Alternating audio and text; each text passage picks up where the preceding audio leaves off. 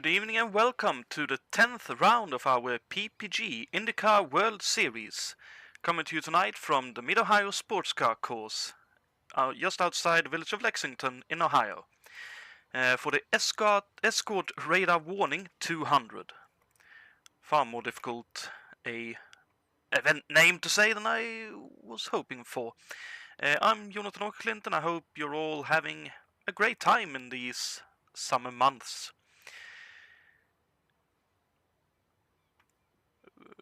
The track, as I mentioned, is the Mid-Ohio Sports Car Course, a 2.4 mile road course. Our drivers will be doing 84 laps, which will equal 201.6 miles. The thing of note would be that, as far as I'm aware, we're using the rolling start line, which will be just after the kink on the long sweeping back straight. So technically, in terms of racing length, our drivers are probably doing more in the region of just under 201 miles in total, though of course the cars will still roll the 201.6 miles.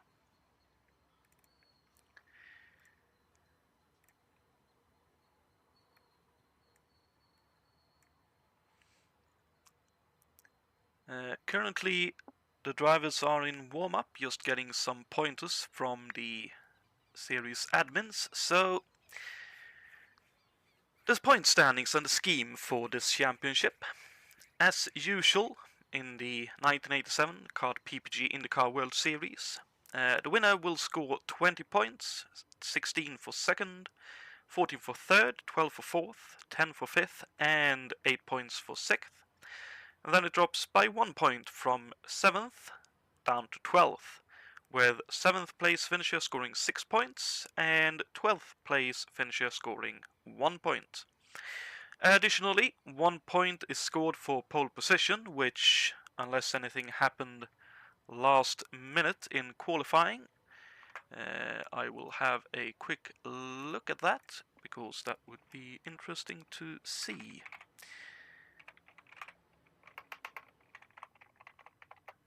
But 1 point is scored for pole position, and 1 point additionally is also scored for the most laps led.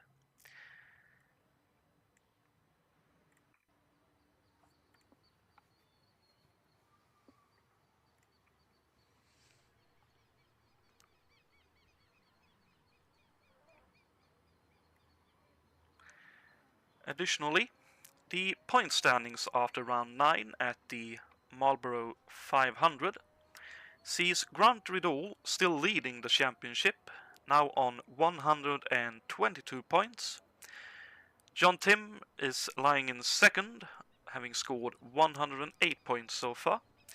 Then we have Anders Nilsson, who is in the race tonight, third on 83 points. Brian Yannick lines up fourth on 79 points.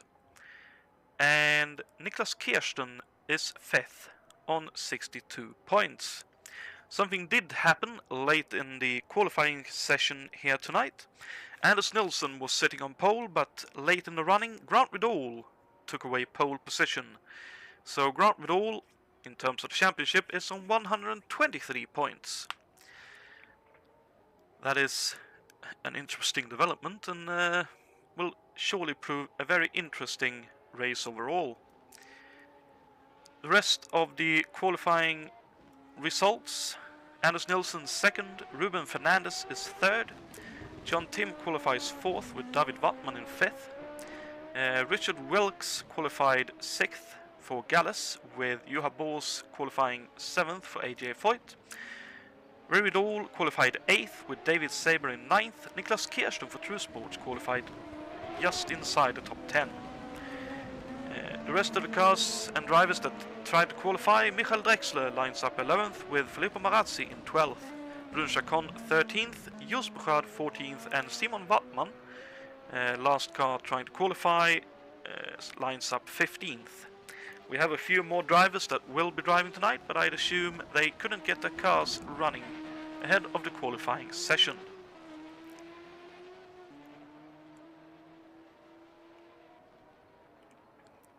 Also, some things that are good to know is that each car, as usual, is allowed an unlimited set of tires for the event being the qualifying, warm-up and the race.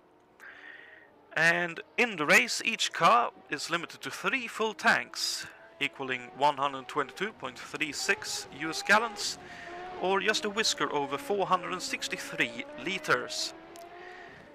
And they must start with a full tank. Hi Lucy, come. And my broadcast assistant has arrived.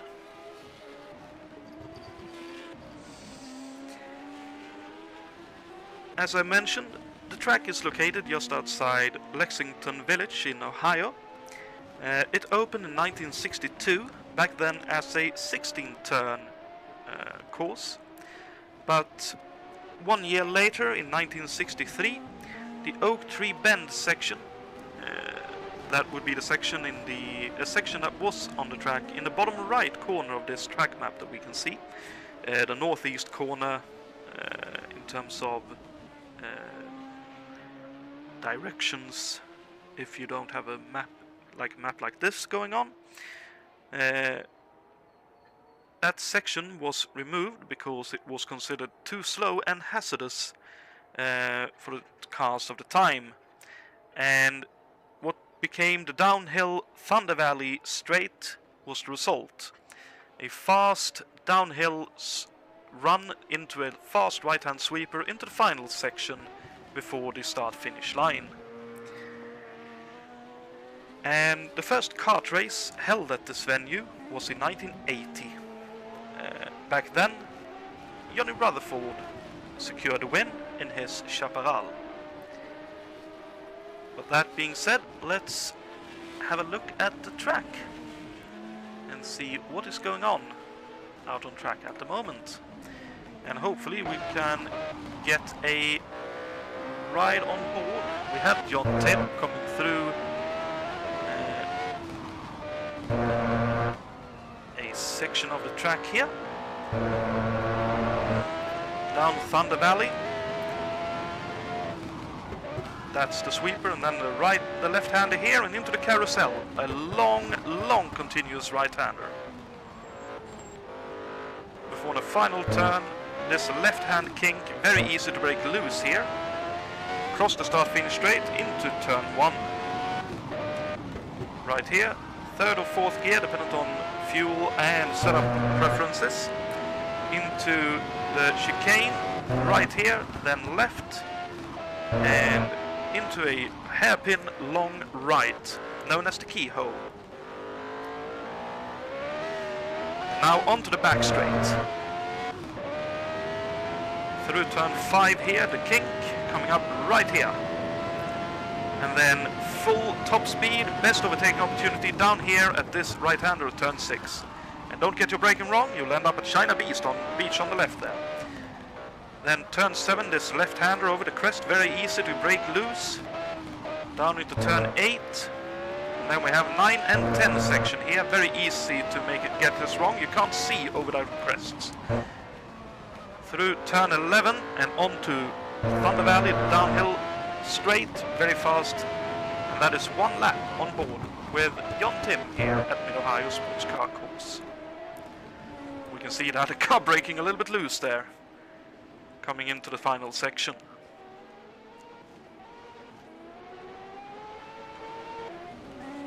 Oh, and currently fastest in the warm-up session as well for Jon. Very impressive. One car that we have here, Niklas Kirsten. Let's actually get to him. Bobby Ray Hall, who drove this car in real life, is a Ohio native and considered this his home race course. He was able to win here twice, in 1985 and 1986. And additionally, some sections have been added and removed to this track. One is, as we can see here, this little access road, which in 2006, when IMSA was here, caused quite a spectacular crash, to be said. It has to be said, for Joey Hand, who then drove a BMW M3 GTR. He and I think it was a Mosler were fighting for position in that kink, and There was a bit of an overlap. Joey Hand got caught in the rear, went sideways onto the grass, and at that access road, there were a little bit of a crest, a little bit of a hill, which sent his car flying, and he landed on the front of the car and flipped several times. Luckily, he was safe, but it's probably safe to say that is one of, if not the biggest crash this venue has ever seen.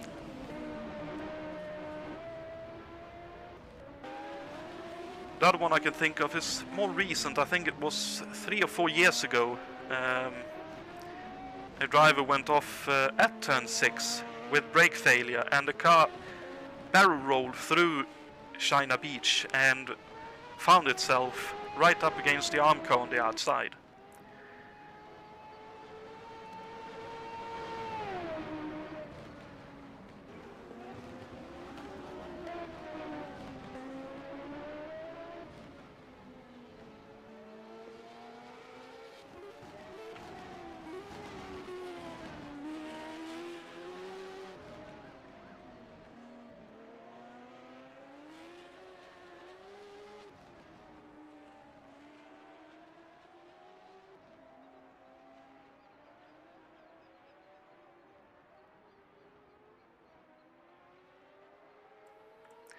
Other interesting things about this venue in total is that in 1982, 20 years after its opening, it was purchased by Jim Truman, a road racer and founder of Red Roof Inns. Truman's racing team played a pivotal role in Bob Rahal's racing career, giving him a chance in the IndyCar full time, and Rahal won 2 IndyCar championships with Truman's team True Sports, being in 86 and 87, this year that we are portraying here. And this venue over the years has hosted, apart from kart and IMSA as I mentioned, also IndyCar, Can-Am, Trans Am, NASCAR Xfinity, US F2000 and the Porsche Carrera Cup, and more as well. Local championships take place here pretty much all across the year. The additions to the track in 1990, the straight line that we can see for the opening chicane, where we have turns 3, 4 and 5 technically, on this layout, that was added. That straight line was paved and added in 1990, and that turned the track into a 13th turn, which I believe they are using nowadays for the IndyCar series as well, turning it into a 2.258 mile circuit instead.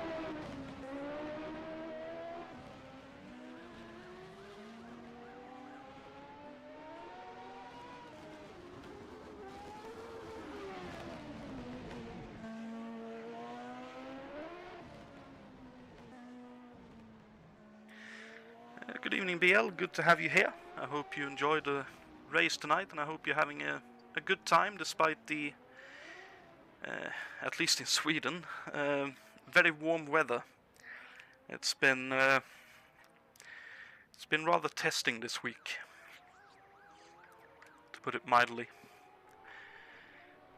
In terms of predictions or things of that nature for this race, I'm honestly not sure. It's a very, very difficult track to drive. It's quite bumpy and very easy to make mistakes.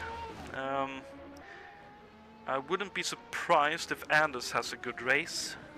He's very experienced and has a lot of miles around most racetracks.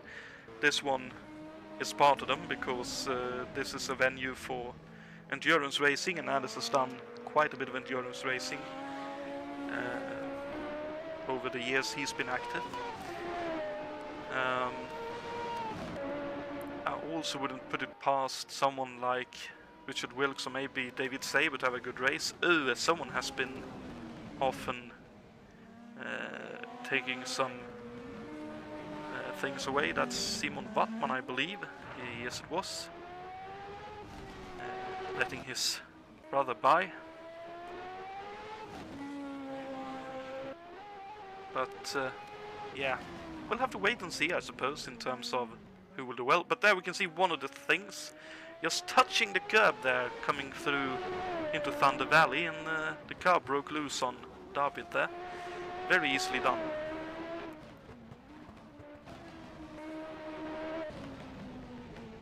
But coming through the final few turns, and we are soon to be in the race session.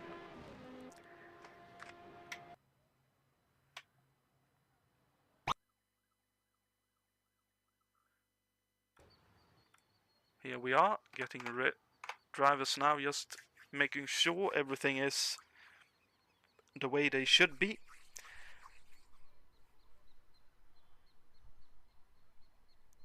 To note, in terms of the drivers that we have, David Saber, who is driving the number 4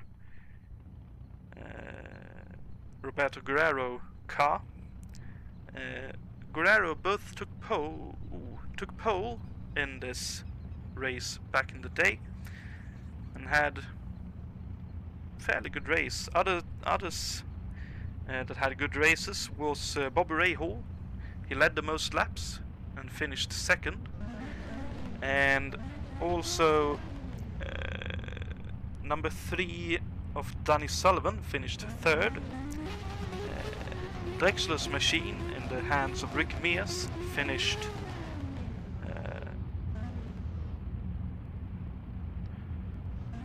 fourth, and unfortunately a car we don't have on the grid tonight, number 7 of Patrick Racing, finished 5th. But on pole we have Anders Nilsson, second, Fernandez as we mentioned, John Tim third, David Wattman qualified 4th, Wilkes 5th, Juha Bos 6th, Ray Riddle 7th, David Saber 8th, Kirsten 9th, and Drexler in 10th, Filippo Marazzi 11th, Chacon 12th, Bouchard 13th, Simon Wattman 14th, Gigeli Kovacs driving Jason White's dedicated car because Jason White is away and doing other things, qualified 15th, and Grant Riddle is 16th on this grid.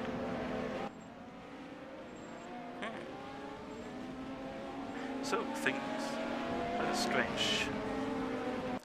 That is very strange to me, but the race should be getting underway any moment here.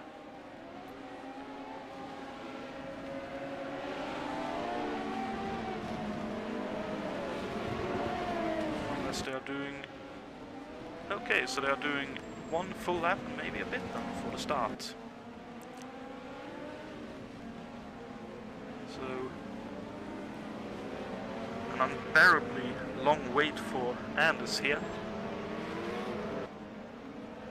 I've always found, at least when the few times I have taken pole, doing the formation lap and trying to get yourself mentally prepared and not letting the nerves get the better of you is quite difficult, to say the least.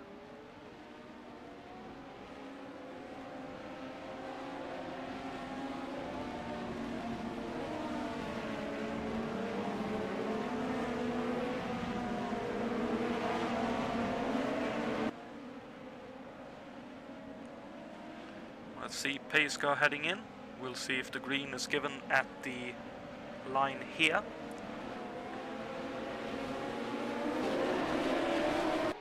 It is, so the green flag is out and we are racing. Nilsson takes the lead. Looks like Fernandez is up to second, past Jonatan. He is. Let's see if everyone else survives turn one. Oh, someone is off. Is that Drexler, I wonder?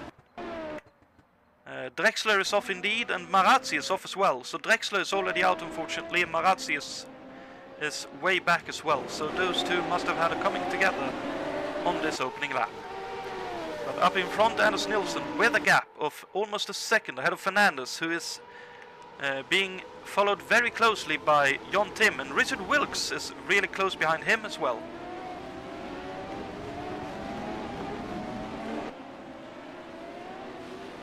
Ooh, and look at that, everyone getting loose and squirrely coming through that left-hander.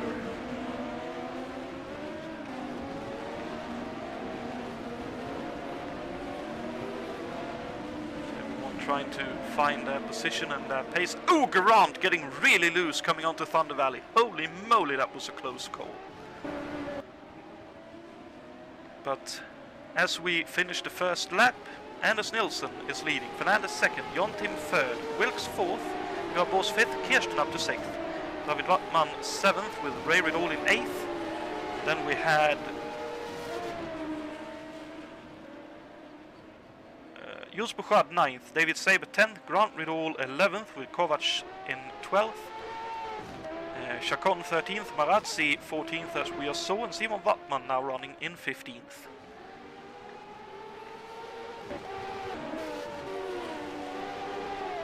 Looks like the top six is breaking away from the rest. David Wattman, a little bit of a cork in a bottle for the cars behind. But here comes Kirsten looking up the inside of Juha Bos in a bid for fifth place. And in behind, David Wattman held on ahead of Ray Riddle for now. Oh, Kirsten round outside through there. Side by side still. They are still side by side. Surely they can't go side by side here. No, Juha Bos drops behind, Kirsten up to fifth. What a magnificent set of corners from the two of them. Great respect and really good racing. Unfortunately, they dropped some time to the cars ahead, but they did a really good job. There's Bouchard defending from Grant Riddle. Grant Riddle trying to make his way up the field. David Ottman still holding on to 7th ahead of Ray Riddle.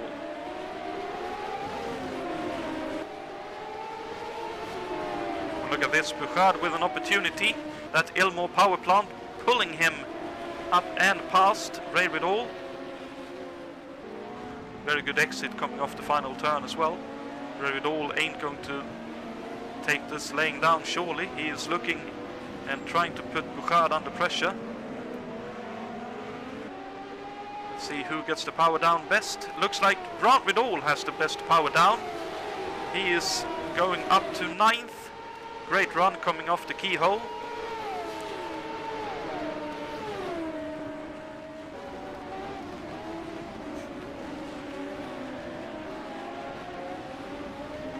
And let's see, Grant already caught up to Bouchard. And Bouchard a bit slow coming off that turn. Held up by David Wattman. And Grant trying to look for the cutback here. Doesn't look like he is able to do it just yet. Status quo up ahead in the meantime. So let's continue following this battle for a little bit.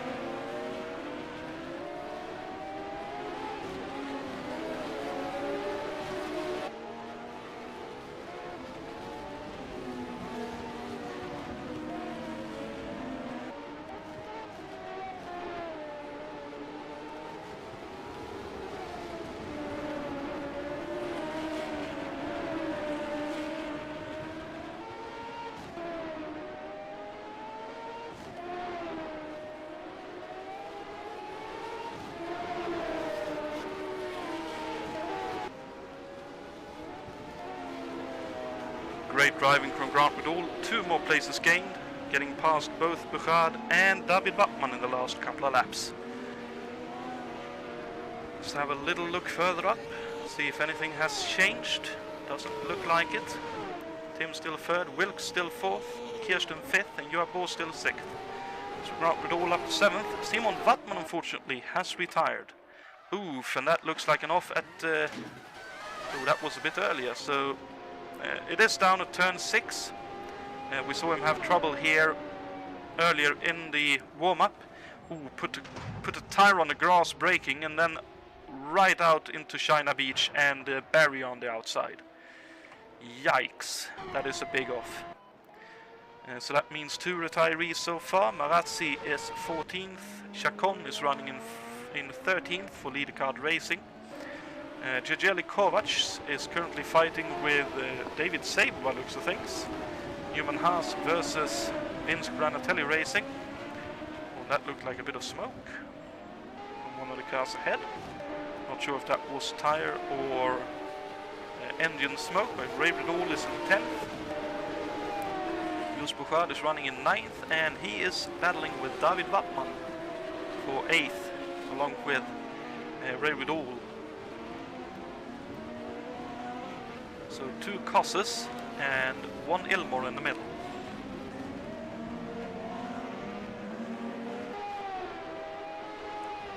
Ooh, a lot of understeer for Buchard there.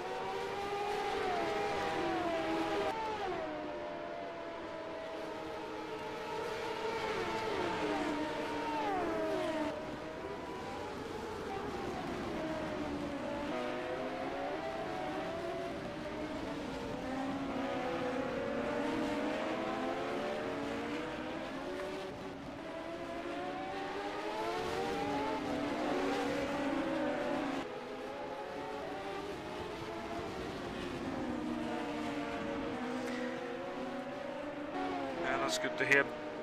BL, we generally don't have AC in Sweden, so it's a bit troublesome when it gets really warm. This group is closing up ever so slightly, because now catching on to the back of this train is David Saber and Jejeli Kovac. So both of them. Here comes Jules Buchard. Great run out to the final turn. Can he make it into turn 1? Oh, he definitely got up the inside. Can he get the run off the turn? Yes, he can. He's ahead of Wattmann, as is Ray Riddle following Buchard through. So Buchard up to 8th, Ray Riddle up to 9th. David Wattmann back to 10th, and now with David Saber for close company in behind. Further ahead, battling for position, Bos and Grant Riddle. Grant Riddle going around outside at turn 6. Great pass. Grant really showing that he has pace.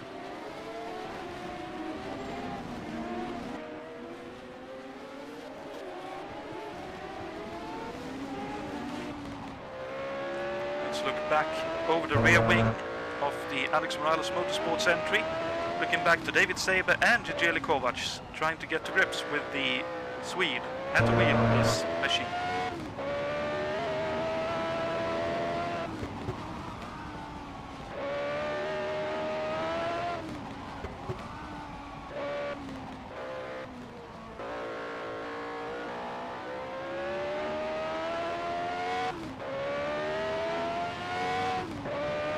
David Wattmann really having bad runs coming off of the final turn there. But we could also see that coming down the hill at Thunder Valley and into that sweeper, it's really, really bumpy. And it's bumpy all the way across this track, really. It is a little bit like...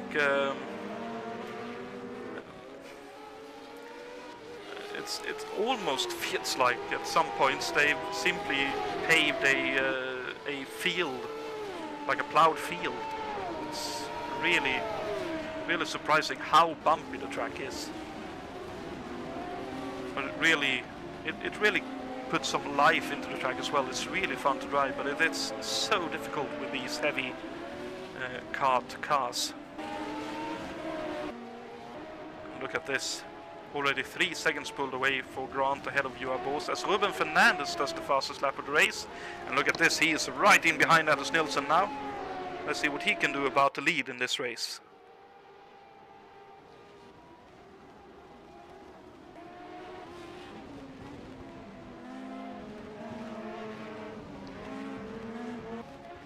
good run, taking a bit of a high line, but Nilsson with a good run coming off the turn. Differences here is that Fernandez is running an Ilmore power plant in the back of his March 87C, while Nilsson in his 87C is running a Cosa. That the Cosa being a Cosworth power plant, effectively a Ford, slightly spruced up. Oh no, Fernandez! Yee, ride 'em cowboys! That was just touching the curb slightly at the turn 10-11 section, and the car broke loose.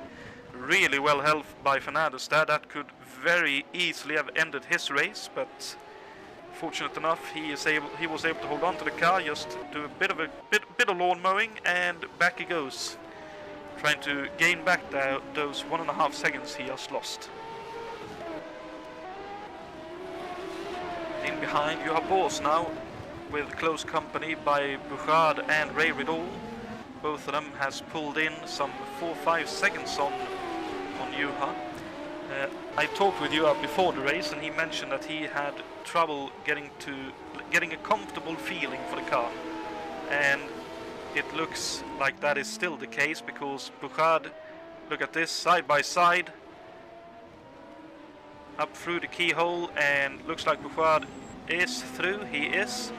Let's see if Riddle is able to follow the Canadian through as well. Ja, kom då. Kom där tjejen.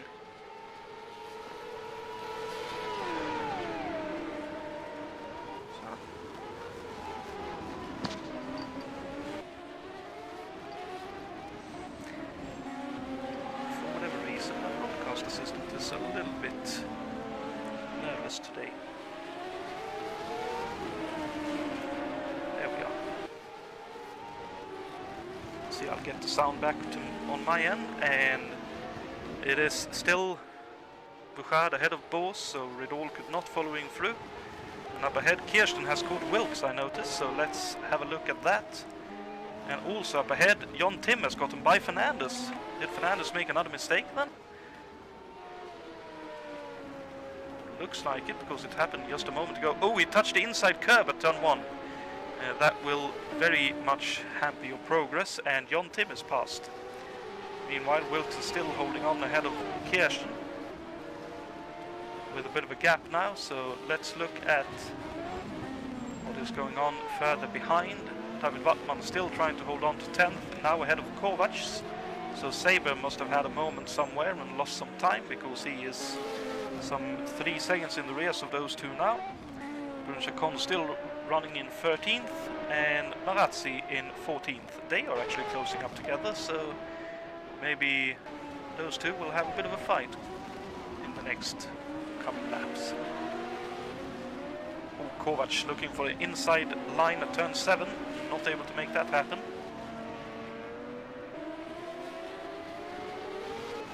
It's amazing to see how undulating this track is as well. It's a case every time I watch a race around this place, just how incredibly up and down this track is. Meanwhile, Grant Riddle sets the fastest lap of the race, trying to catch up to Kirsten and Wilkes. She looks to be doing.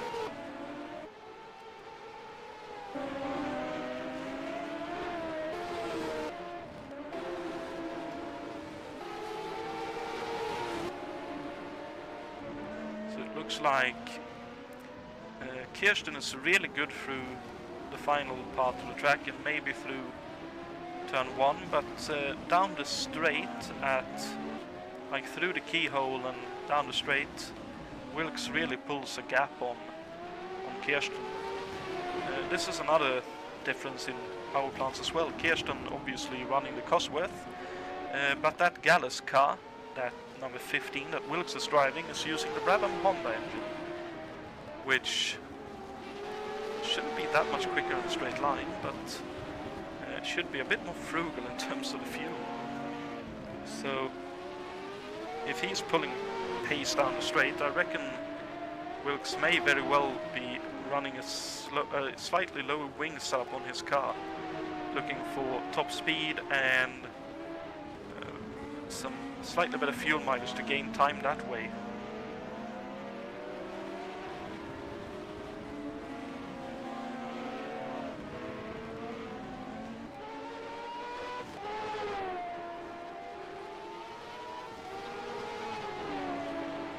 Just look at this, Wilkes eking out a gap despite Kirsten being in the slipstream.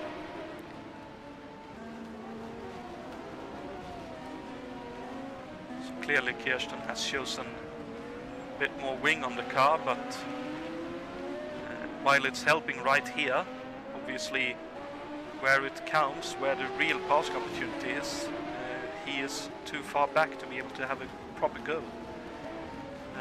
I suppose Kirsten will have to wait and hope that with more tire wear he should be able to have a go later on in the stint and then pull enough of a gap to where he'll be able to make a pit stop without dropping back behind Richard. And also some lapped traffic already. That's Marazzi in the Hemmelgarn entry.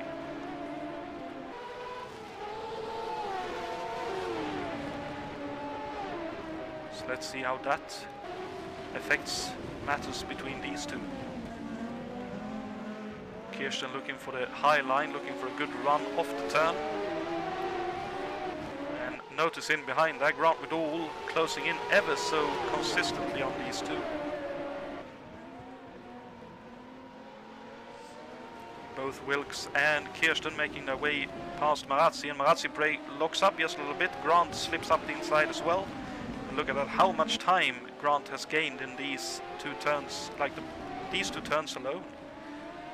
Grant really throwing that car out. And Reina Racing entry really working well in his hands.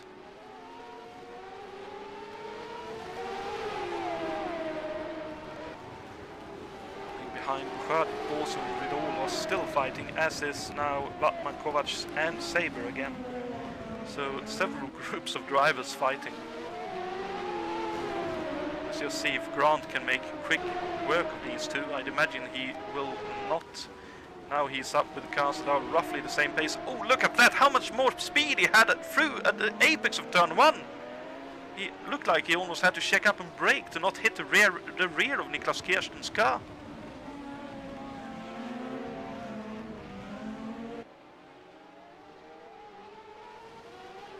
Ooh, and all power sliding off the turn was Grant in behind there. Let's see what Grant can do down at turn 6 and 7. This is where he gained a lot of time last time round, but maybe he's just holding back a little bit, trying to cool the tires off and see if he can have a go. I'd imagine he might have a go up at the end of Thunder Valley down into the carousel section. Especially if he gets a good run through here. Ooh, a bit too loose maybe. Looks like that's the case indeed. Let's see if he can get a good run off the last turn here.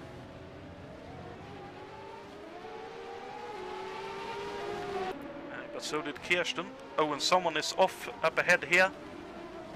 That looked like, was that Chacon, I wonder? Certainly looks like it was the leader card racing entry. It is, so unfortunately Chacon has had an off, taking the rear wing off. Looks like it happened at the final turn. Oh dear, lapped car, that's Jon Tim in behind, and yikes. So Jon Tim tried to thread the gap. The gap was not there, made contact with Chacon's rear end and sent him round. That is really unfortunate for Bruno and also for Jon Tim. And look at that, the car actually crabbing for Chacon. That is heartbreaking. Oh dearie me, oh dearie me, oh dearie me, dear, oh yikes. That car, difficult to control. Oh no, and there was contact still. Oh no. That's Ray Riddle. I wonder if he made contact with Chacon as all of that happened around down here. Oh no, Chacon effectively lost control of the car, and unfortunately Ray Riddle was set on his line and had nowhere to go. So unfortunately both Chacon and Ray Riddle out of the race now. Yikes, that is so unfortunate.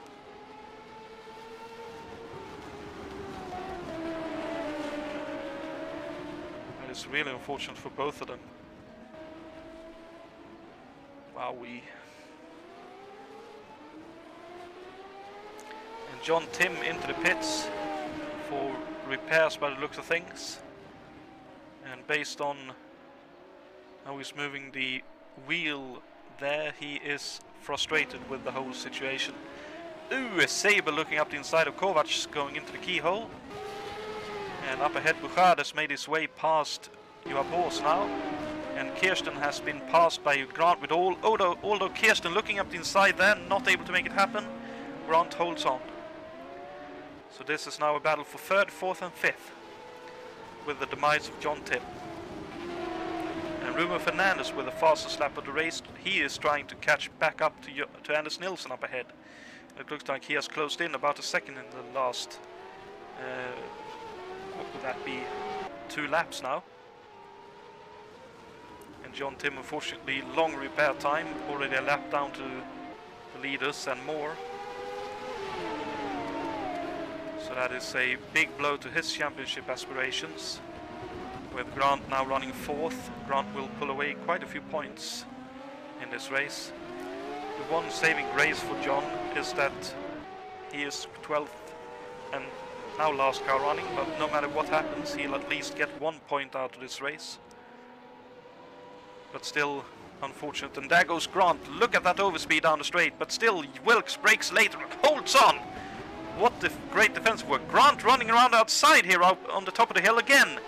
Getting the power down. Oh, barely. Both of them looking for the same piece of road track. Very nearly contact, if there weren't contact. And Wilkes holds on for now. Wilkes really offensive in his defensive. Both of them live on to fight another day. Both of them trying to do the best they can. And Ruben Fernandez with another fastest lap, gaining another half second on Anders Nilsson by the looks of things. So Ruben really putting a lot of effort into that car at the moment.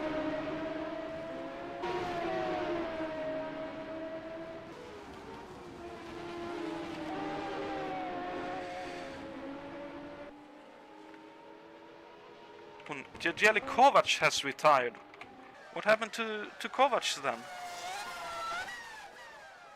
Let's see if we can possibly see what happened. And that means John Tim, as long as he can get out of the pits and complete another few laps, he'll be able to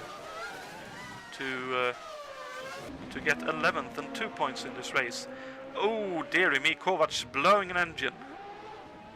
And a big blowout at that. That looks like an oil fire to me. So that is the main block crying enough. That is unfortunate, but looks like Kovac had some good fights while the car lasted for him, which is nice to see. Let's look up here. Grant Riddle has gotten by Wilkes. Oh, look at that. Looks like he did it following a lap. Same place in the slipstream. More boost, I reckon. Round outside, down at turn 6. Wilkes trying to fight back. Ooh, Grant ran wide actually. But still, Wilkes was able to... Grant was able to complete the pass. So Riddle up to 3rd, Wilkes down to 4th. And Kirsten a little bit further back.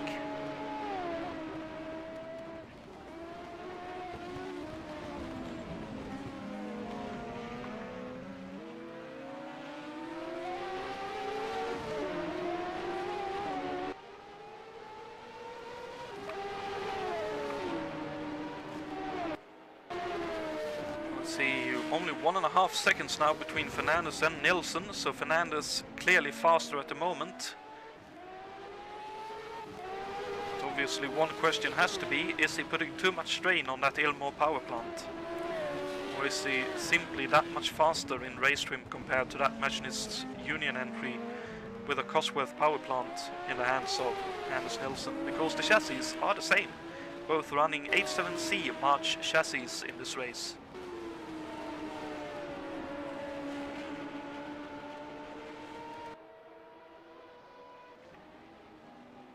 So Grant already having opened a gap to Wilkes.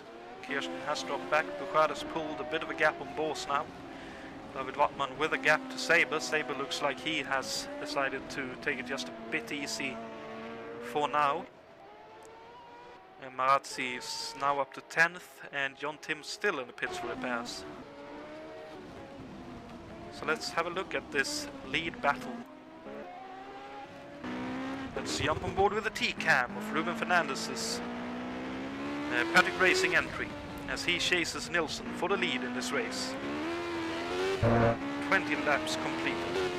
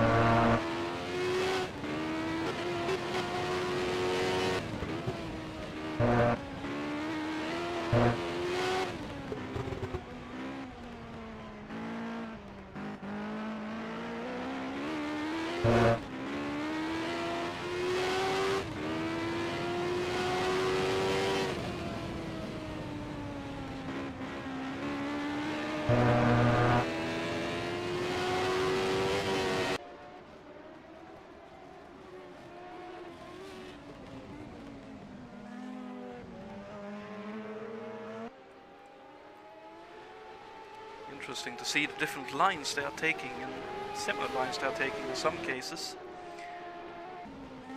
But even more so, look at the gap they have on the rest of the field. Grant Woodall, oh dearie me, really close to beaching it in the sand there. Maybe used a bit too much tire to try and get to where he is, but third he is, 18 seconds, 19 seconds behind the leaders. And John Tim now up to 11th, so 2 points for him in the championship hunt. Kirsten still 5th, Bouchard still 6th, Bos still 7th. David Wattman 8th, Saber running in 9th, and Marazzi 10th, and like I mentioned, Jonatan 11th. See, I noticed for a moment that it looked like Fernandez was flagging for a pit stop, but not at the moment. Looks like Fernandez for now is happy to sit a little bit further behind Anders here and just follow along and maybe look for a bit of a push when Anders pits, possibly before Fernandez. I'd imagine that is Fernandez's hope in this race, that he'll be able to overcut or possibly undercut Nilsson a little bit. In terms of the amount of laps on a tank of fuel, I reckon we are roughly where we need to be at 27 or 28 laps. You will roughly need to be able to make it on 2 stops. So we are about 3 to 4 laps away from the safe place to make your first stop.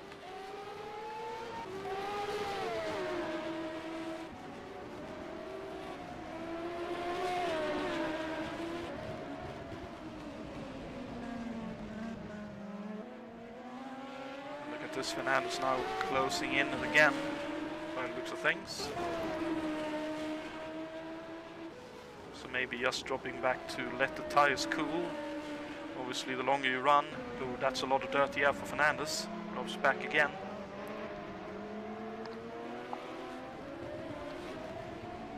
That is par for the core at this track really. Ooh, really loose. Looks like Fernandez is struggling just a little bit on old tires there. Just a bit too much power down.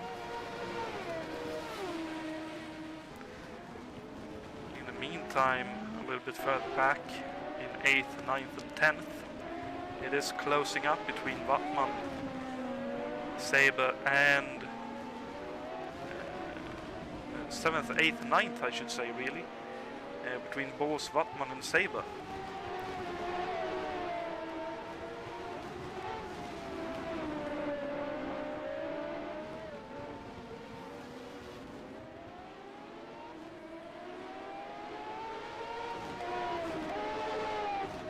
Saber, look at that, Wattman with a bad run coming out of the final turn. Saber trying to make an opportunity out of it. Up the inside, down the front straight, into turn 1, up the inside, Saber up to 8th. David Wattman back to 9th. Saber now will be surely hunting and trying to catch up to Juha Bos, who is about 4.5 seconds up the road.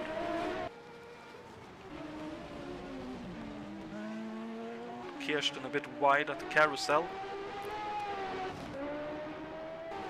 Obviously running the Lola T87, which is really good at ovals, but I imagine around this place it might just be a bit too understeery compared to some of the other cars, especially the 87 March that most of the top drivers are running with. Wilkes is running a March 87C.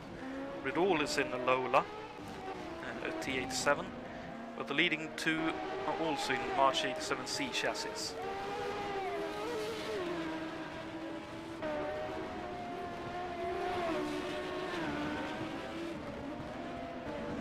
So 1 more lap to complete for these guys and they will be safe. Fernandez a little bit early into the pits, I'd say. 27 laps completed just as he heads into his pit stall. That might just be a moment too early.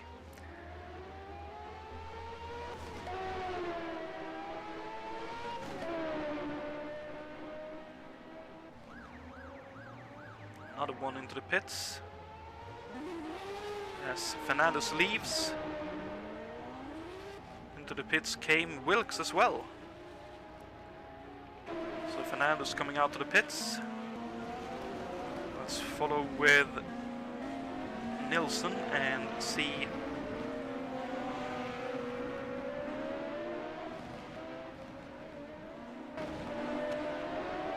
so I'd say Fernandez pitted just 1 lap too early to be safe on the fuel he has used so far. So he will have to be a bit more careful for the rest of the race. Meanwhile, Anders looks like he is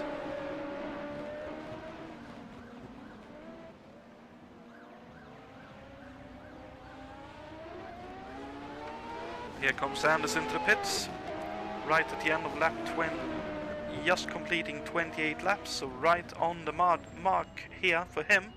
Oh, it's Jules Bouchard has retired. Whatever happened to Jules?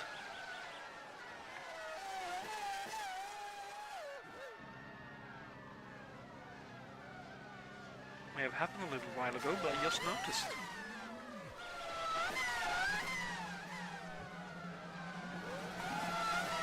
Oh dear, don't tell me he ran out of fuel on the way in.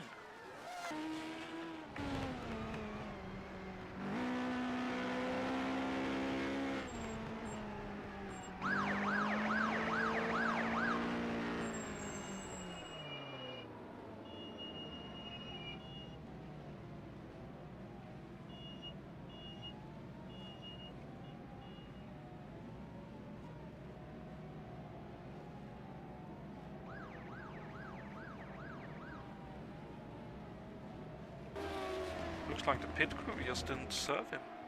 Huh. Very strange, but unfortunately then Jules Bouchard is out. In a few laps time, Jon Tim will be up to 10th then and 3 points. David Wattman running on track behind, that is Filippo Marazzi. Wilkes still 5th, Grant Goodall then down to 4th at the moment. Fernandez 3rd and right in behind Anders, so the battle is still on here.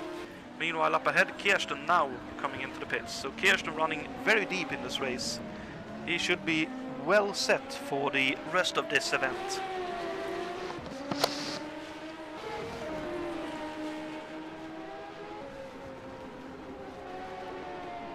But let's continue watching this renewed fight for 1st and 2nd in this Escort Radar Warning 200.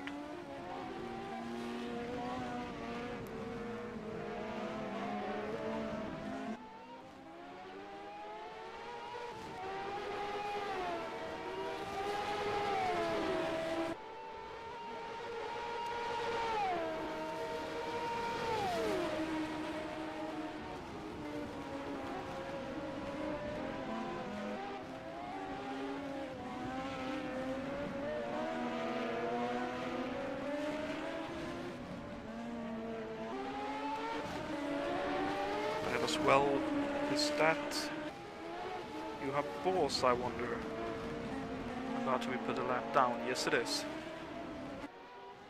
Ooh, and Fernandez really playing with fire coming on to Thunder Valley.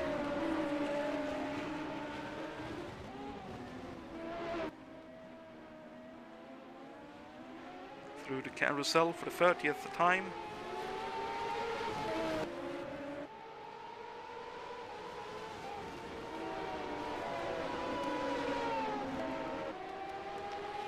And is really looking more at ease with the car here. And look at that, Juha Bos being very sporting, letting both of them by at the keyhole. Also a good place for him to let them by, losing him as little time as possible.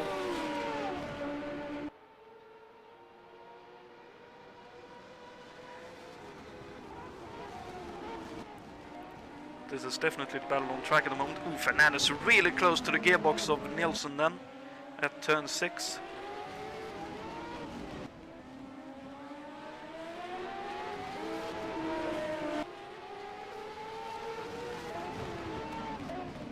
As it seems like someone else is into the pits, off in the distance by the sounds of things.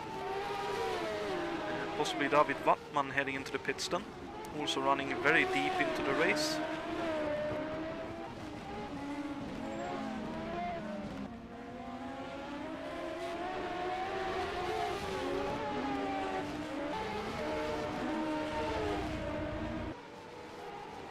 Yes, it was. So Juha Bos up to 6th, past David Wattman then. Oh, and Juha Bos really wide. Did he survive that? Oh, doesn't look like he did. No, Juha Bos is unfortunately out.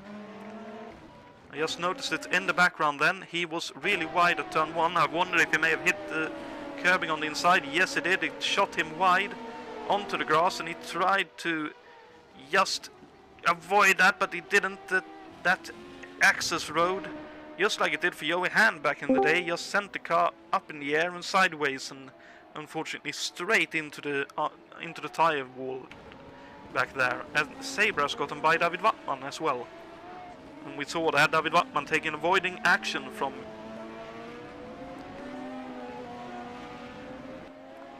Juha's spinning car, which held him up, and Sabre was able to get by. So Sabre up to 6th, but a full 52 seconds behind Niklas Kiersten.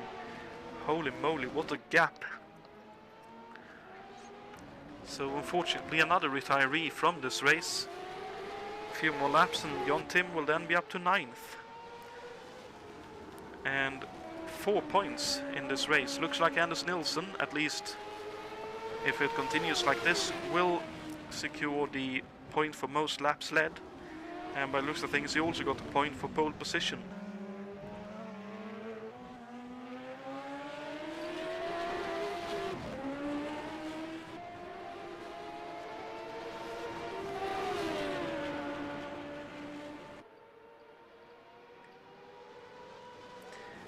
Dahl was 18 seconds behind before the pit stops.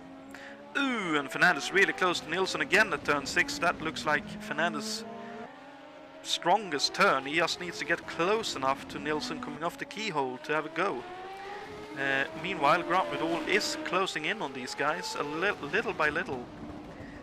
We could see before Grant looked like he was struggling with the tires late on in the stint, but now that he has new tires, looks like he has pace to burn yet again. Owen Anders a little bit wide then.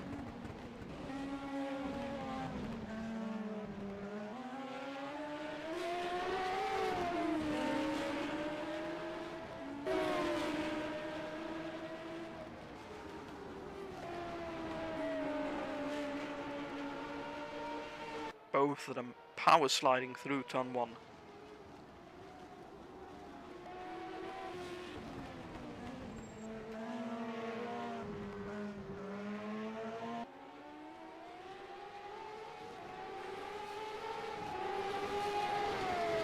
Well, at least I'll get a point for my DNF. Ah, apologies, I didn't hear you entering. That's okay. Hello, Juha. Sorry for your retirement there. That looked rather unfortunate. I was actually looking at the cars in front and I missed my turning point.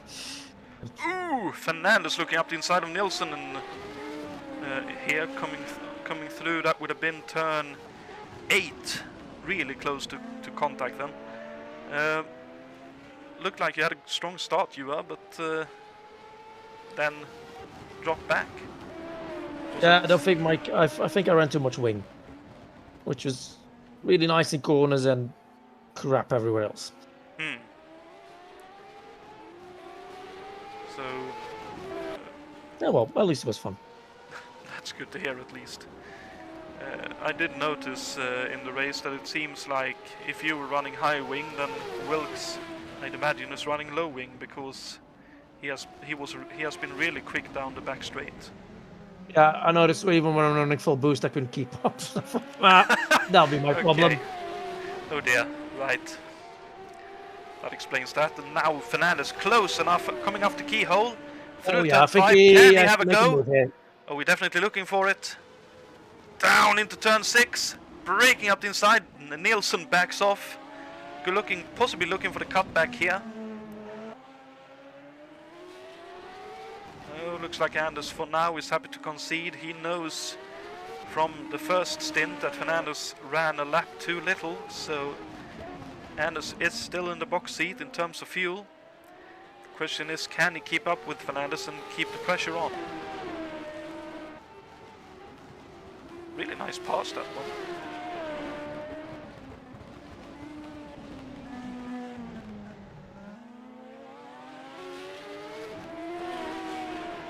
So what do you think, Juha? Which of these two will come out on top? Because it looks like it's between these two. I'm pure speed. I give it to Fernandez, but you can never discount Fernandez. He's always got something up his sleeve. And you said I'm sorry, that Ruben had a lap less fuel, I think. Or Yeah, he pitted at the having completed 27 laps. yeah, see, there you go. Because Enders can now sit behind them, not drop the gap too much, and turn the boost when he needs to, because he's got the fuel spare, and that does matter. Obviously, I don't know. Well, I can check that for which lap they pitted, but hang on. Ruben pitted at the end of lap 27. Sorry, 28. I was going to say 28 by looks of things. And there's... It always depends where the start-finish line is, obviously, but... Yeah, and there's 29. They just crossed the finish line as they pitted. Yeah, I'm going to put my money on Anders just because of the fuel he has. Because Fernandez will have to back off at one point, and Anders, well, knowing him, I'm pretty sure he's figured this one out. It certainly sounds like an Anders thing. Like I mentioned, he's done a lot of endurance racing over his years of active sim racing, and that should pay dividends in this kind of race. Ooh, and Fernandez really cutting it loose coming off the keyhole. Really trying to open up the gap as much as he can by the looks of things. Meantime, behind Grant Vidal is still running in third, now about 14 seconds behind Anders. That means he's gained about 4 seconds since the pit stops. That could be a slow burner as well in terms of this race. Because Grant showed, at least in the opening stint, that he had a lot of pace. Even though he did use quite a bit of tires by those things, because he looked quite loose late on during that opening first stint.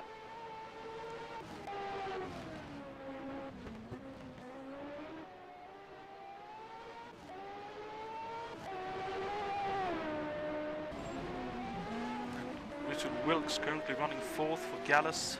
Looks like he is running a straight up fuel race.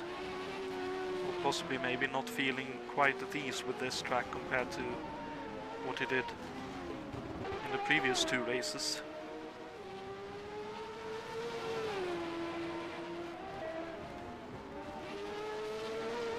Not too far behind him is Niklas Kirsten in the Bobby Ray Hall car.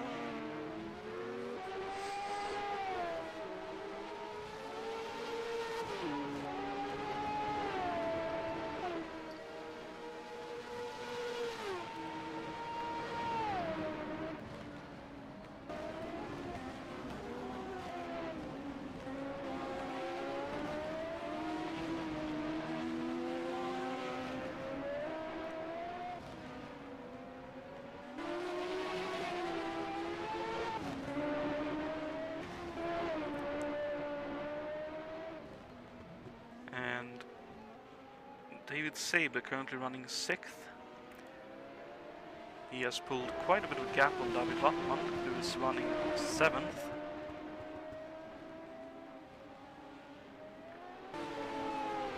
But Saber has dropped time to Kirsten and Wilkes up ahead. Currently running 8th is Filippo Marazzi, 1 lap behind David Wattman ahead of him. And currently 2 laps ahead of John Tim, who is running in 9th.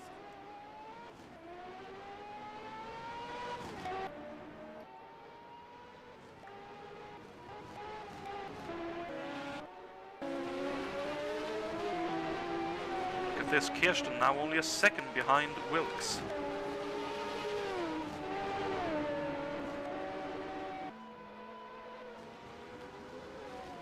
lap car up ahead as well in the form of David Wattman.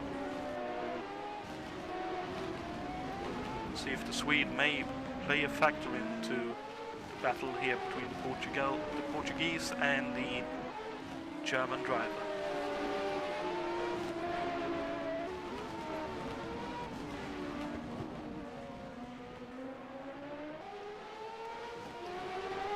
Looks like they'll catch him in the carousel. Not the greatest place to catch a lapped car.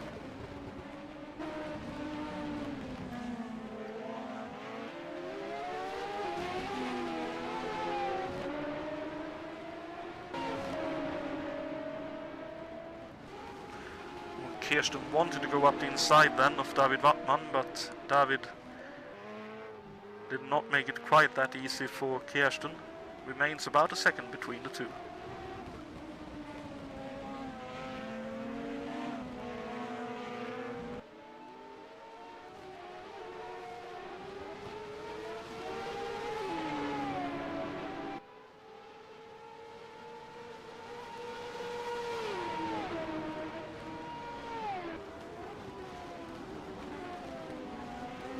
Someone into the pits already.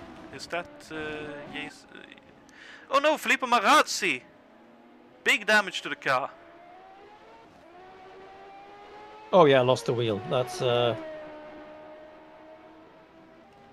yeah, he crashed. Well, he just basically ran wide into grass and lost it.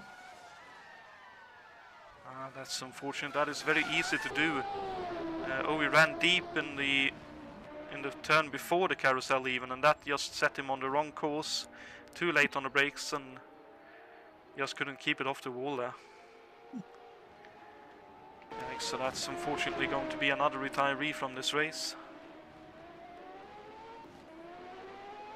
There he goes. So that'll mean John Tim up into 8th in a couple of laps time. And 5 points towards the championship hunt, as now pretty much rear wing to front wing again between Wilkes and Kirsten. Let's see if Kirsten can do anything this time, having tried during the first stint to get by Richard Wilkes.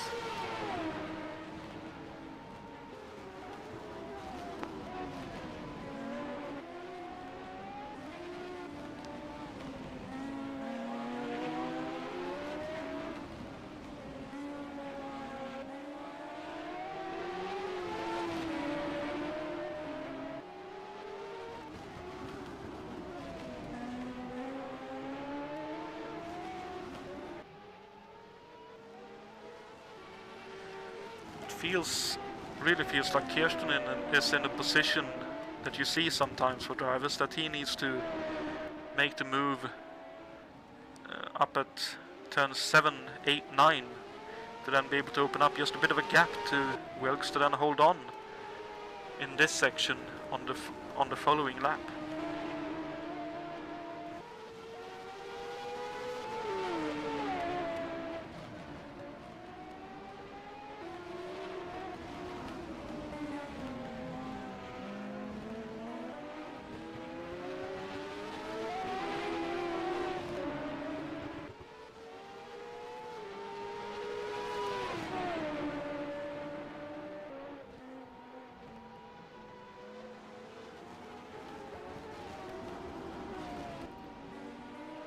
Like it's relatively status quo, so let's bring up the trivia questions so you have something to ponder for the last half of this race, in case it continues to be pretty much status quo in this race here.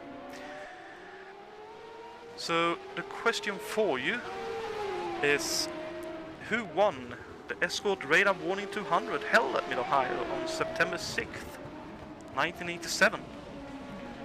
Was it A, Bobby Rahal, the car that we have seen in the past couple of laps fighting with Richard Wilkes' Gallus car? Was it B, Roberto Guerrero in the Vince Granatelli racing car? Or was it C, Danny Sullivan running the Penske March 86C chassis at this event? Oh, Rahal. You're guessing Rahal? Alrighty. The answer will be given later on in this broadcast. And Fernandez with the fastest lap of 1:15.906. That is a blistering race pace lap. But I did mention at the start of the broadcast, this track has held several different races, among other things IMSA and the American Le Mans series has raced around this place. Because it's such a memorable crash, do you have any memory of Joey Hand and a BMW going head over heel at this track back in the 2000s, Juha? I don't, but I will start looking for it just to see if I can find it out. It is just one of those really memorable offs that I remember from this track. It was in 2006. You just need to type in Joey H and you get the YouTube suggestion of Oh yeah. Yep. Oh dear. Oh yeah. Ouch. Well, it's on YouTube for those who want to see it. It can be noted. It's been in quite a few of these.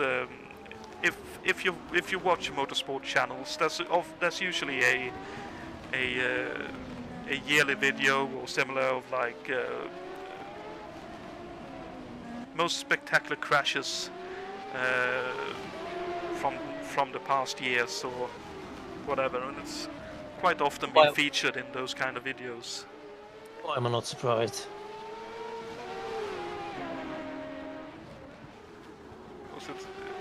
And I said that is probably one of, if not the biggest crash that this venue has had. But there's also one of those, I think it was also in the early 2000s, a car having a brake failure and going into China Beach and rolling quite spectacularly through the gravel. But I can't remember what driver that was.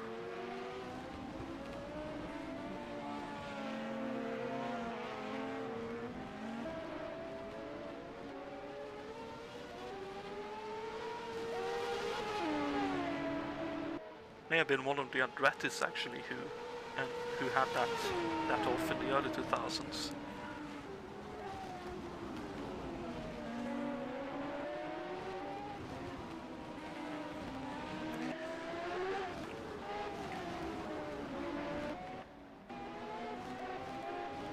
It does look like the battle to be keeping an eye on for the moment is this battle between Wilkes and Kirsten.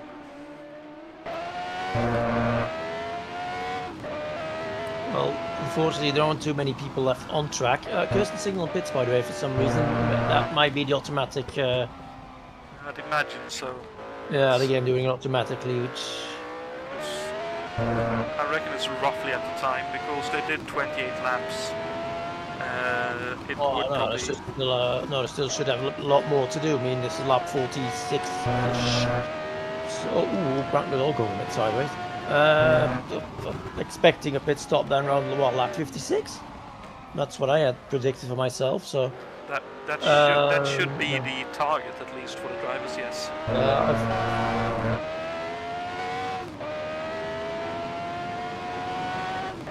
think if they want to have something to really run with, they should probably make to 57 or 58 really to be able to go with a bit more boost, because I'd imagine at this track the engine temperature shouldn't go that high because no, it was really low. That's you can basically run full boost and it's getting nowhere near.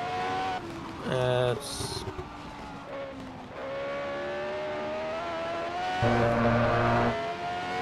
good to hear. So we might get some really good action later on in the race. I don't think anybody was suffering engine failure unless you really abuse it. That is what Kovac must have done then, because he had an engine failure. The whole block effectively cracked and spilled oil all over the place. By the looks of things, big plume of fire behind him. Well, nothing happened.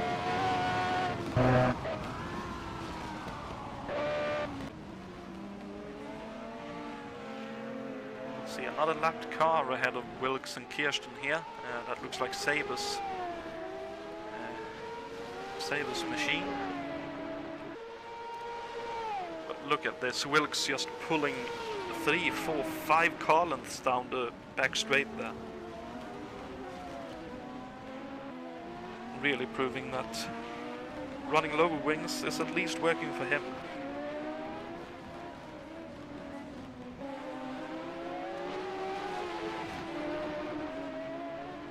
Though it looks like Kirsten has used a bit too much rear tires here. He's looking a little bit ragged and a little bit sideways.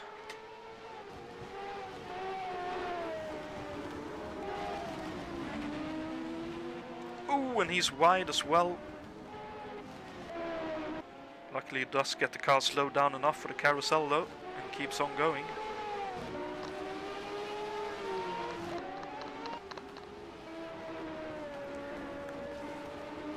We may also verbally, since we have a bit of a pause in the action. Last night we released episode 16 of our ISO podcast with Alan Mertens as our guest, and he proved to be a very, very fine guest indeed, providing, as Kirsten has an off, holds on to it. He provided us with a lot of good stories and insights into his long and illustrious career in motor racing, and also as a aerospace engineer, and a little bit about his work nowadays. I found it a very enjoyable read. I don't know, have you listened to it yet, Juha? Not had the chance yet, but knowing Jason's work, I'm sure it's worth watching. So after you've watched this podcast, why not give it a try? I'd say it's very much worth a watch. It was a really good listen.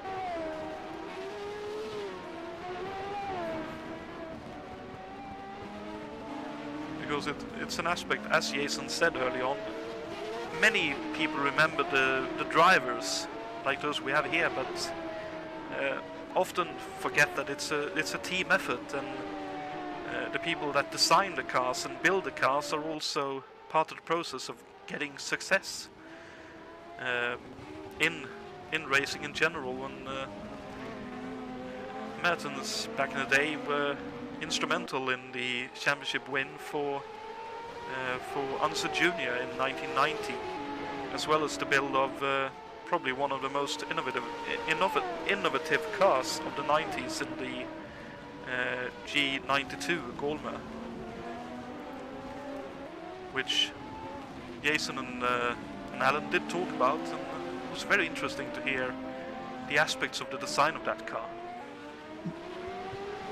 Saber very sportingly gets way out of the way for Wilkes and Kirsten here. But that podcast is available on YouTube. Feel free to check it out after the race has finished. Like I said, I found it very enjoyable, and I'm sure all of you will find it very enjoyable as well.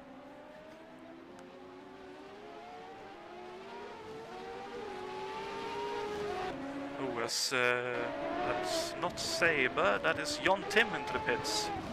He did pit for the pass a little early, and looks like he is off strategy here, getting some new tires and fuel in the car.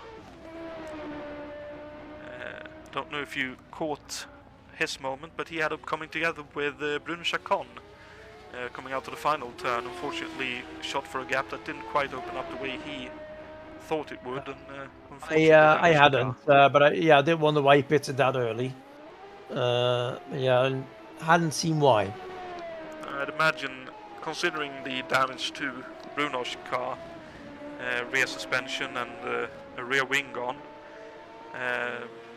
While I believe John kept his wing, I believe he would have picked up some extensive suspension damage from all of that, unfortunately. But that seems like a very easy thing to happen around this place. It's with the continuous flow of this track, it must be really difficult to get out of the way of the faster cars, or find a safe way to pass if you're a lapper.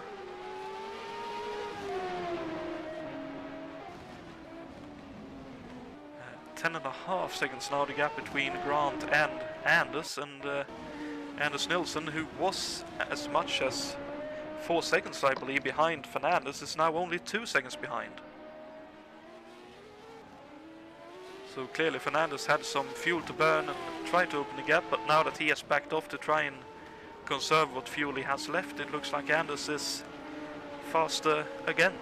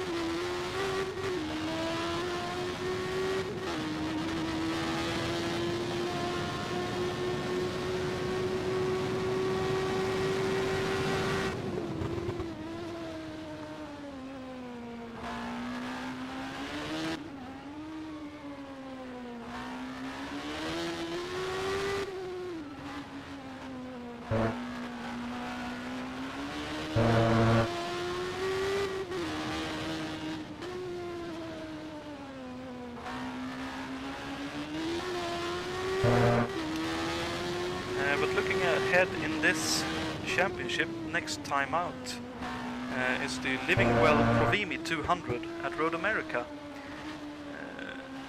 How do you gauge your chances there, Juha, on a more open and wide? It's a track I prefer above this one. Well, the type of corner tends to suit me more, but yeah, I'm looking forward to race there. Yes, much more than I did here. Even if the track's really nice, it looks really nice. I'm just not good at it. I reckon I can understand that feeling. Out of interest, what would you say is the best track in the US and Canada, if we're including most of the car IndyCar schedule over the years? I actually tend to go for Road America, really, because I like driving that one. I'm sure somebody will say it is a better one, but I can't immediately think of one. I prefer driving around more than that one. Keep it to Road America for now until I can keep something with more suitable. Fair enough. It's definitely none of the other road courses we use. I mean, sorry, Tanya, I mean, it's not you. It's definitely not Cleveland either. Long Beach.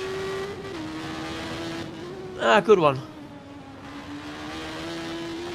Yeah, but the walls are too close. Fair enough. Plus it changes every year.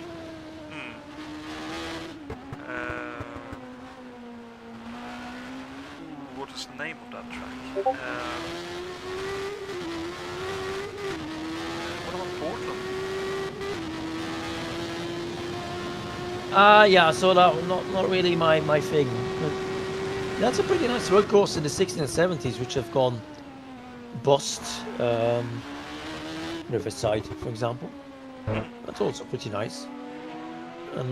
I'm trying to think of one that only ran in the 60s and early 70s, but before becoming some sort of a golf course. My God. Are you thinking of Riverside, maybe? No, I just mentioned Riverside. It's not that.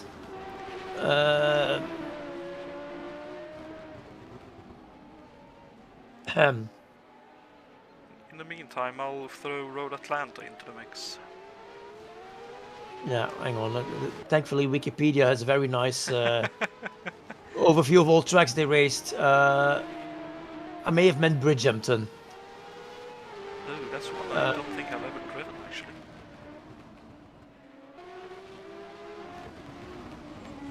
Considering the maps of other tracks, I consider it, yeah, that's probably the one I was after. In the meantime, lap 56, Ruben Fernandez is into the pits. From the lead. Also nice to do, Road Atlanta. And Mont Tremblant. Oh, yes. That is a very nice track to drive indeed. I think by then we've found the better ones. I reckon so, yeah.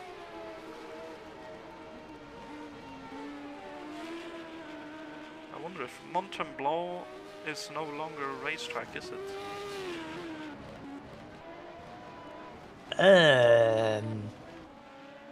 Well, let's see if that one still exists. Because unfortunately, with many tracks in the US and other places in the world, they... No, it's still used. Oh, it's still around? Yeah. Wow. But then, presumably, not with high enough safety standards and other things to be allowed as a IndyCar or other such series like IMSA or NASCAR even. Oh, that's difficult, but it still runs apparently, so I'm sure they've done some sort of update. Well, that's nice to hear. One track that many drivers seem to like, I'm not a fan of it, is the Canadian Motorsport Park, I believe it's called nowadays. Mossport, I think, is the older name for the track. No, nice, but not really my preferred one. Fair. Yeah, Mont Tremblant is definitely a very nice place. Anders Nilsson, quick pit stop. 5.5 seconds ahead of Fernandez, although with cold tires, so let's see how much time. I reckon it'll be maybe 1 or 2 seconds between them by the time Anders has temp in the tires here. Mossport would have been a lot nicer without that horrible hairpin.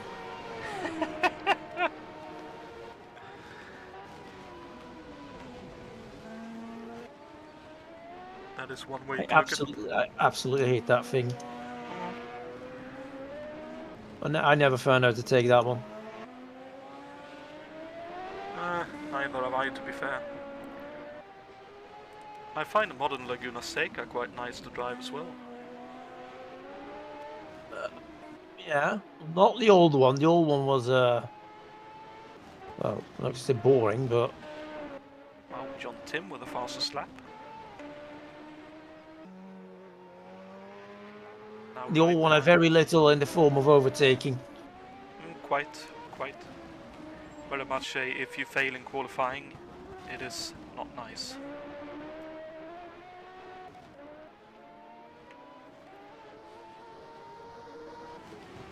I don't think Niklas Kirsten has pitted yet, so let's see if he pits this time and where he comes out. No, he continues. I've been following him for a while, so he's not pitted, I think. Let me check his lap times. There is absolutely no indication of him having pitted. So he will have a short pit stop. He's now pushed the button. Of course, that could be the automatic one again.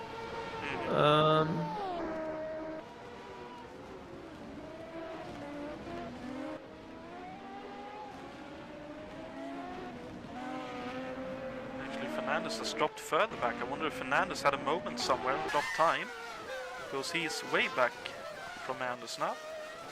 He's actually in third now. I'll rewind here and see if we can catch what happened, because something must have happened.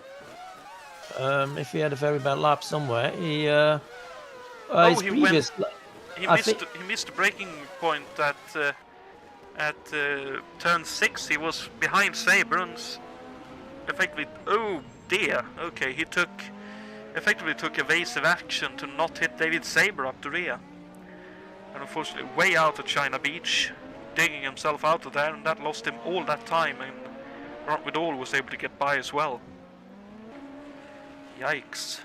That is really unfortunate for Fernandez. That should presumably mean that Nilsson, unless Grant can gain 7.5 seconds back in the final stint, is looking good for the win here.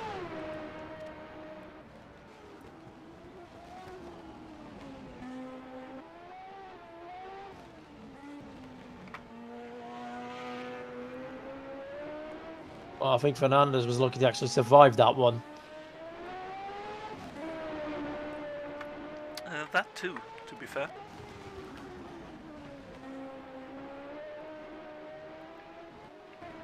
But at the same time, if there's one place you can have an off and maybe not hit the barrier around this place, it's probably there.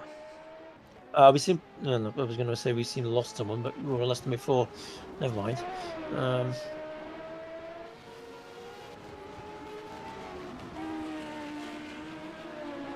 I confused two cars.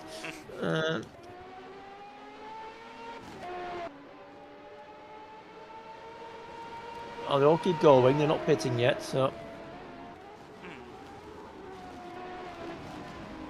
All very fuel efficient here. Yep, but losing a lot of time. Oh, Fernandez! We've got Fernandez running wide at turn 1 onto the grass.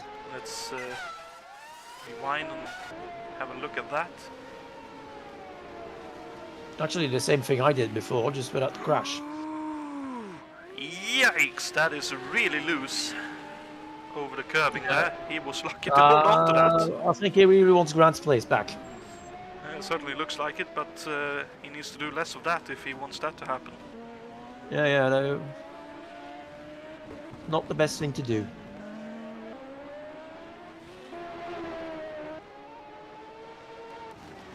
For the time being, it looks like Nilsson and Grant is running at roughly the same kind of lap times here. Few tenths in it, one way or the other, by the looks of things. Still going. Jesus Christ, he gets a lot of fuel out of that car.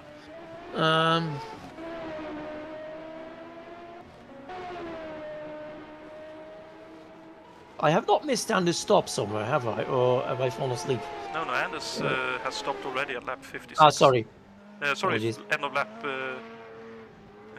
Yeah, end of lap 56. Start of Yeah, lap sorry. 57. I was going through a replay and I probably missed it. So my apologies. No problem, no problem. Whose pit stop are we still waiting for then? No Kirsten, one. I believe. Okay. I believe so, at least. He may have just pitted actually. He's did a 149. Okay, so Let me check that.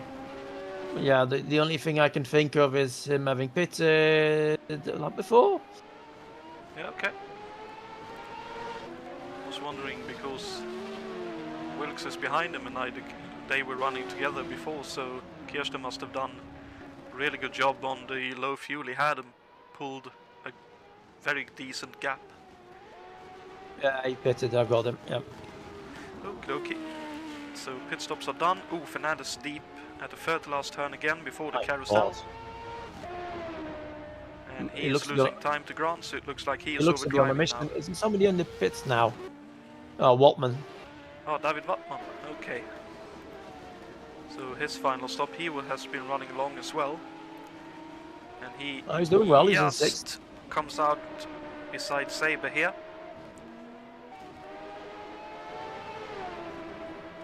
So Saber back up to 6th. Wattman down to 7th. John Tim 3 laps behind him, still running 8th and right in behind Kirsten.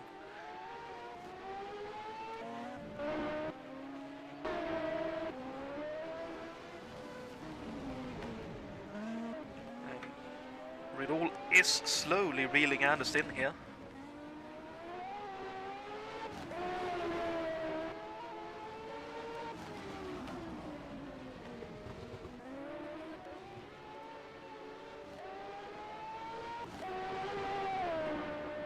Let's see roughly what the gap is as they cross the finish line this time around.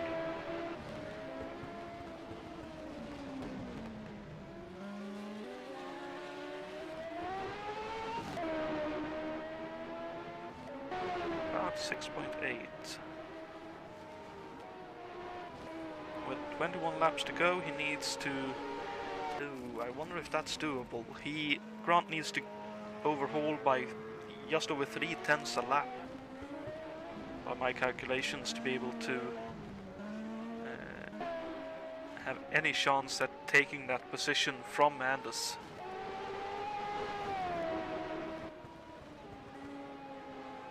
With how consistent Anders is, I'm not sure that is going to be doable.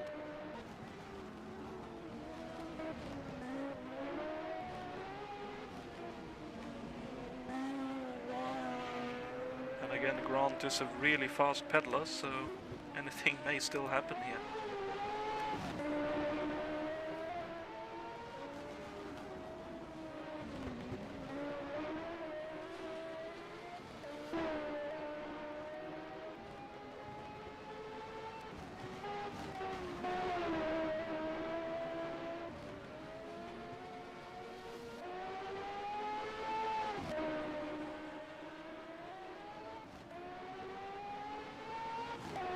Again, about 3/10 that lap, it looks things, so might be doable.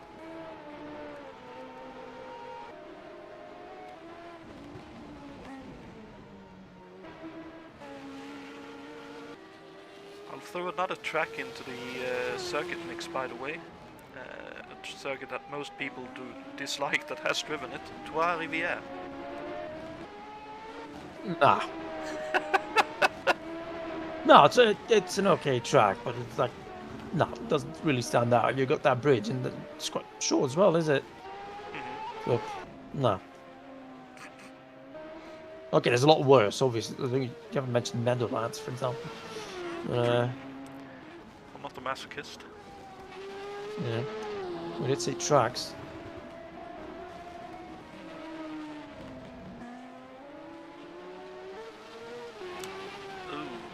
What is that one called? The old one now. I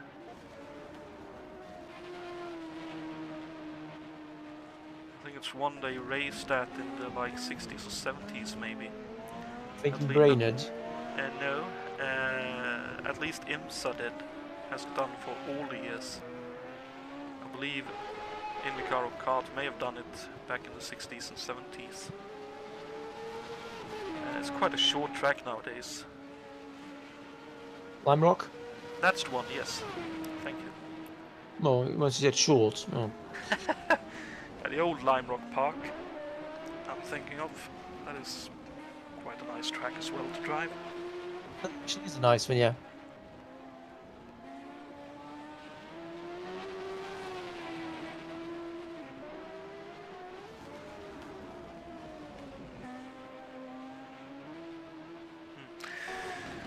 But Mont Tremblant it'll be.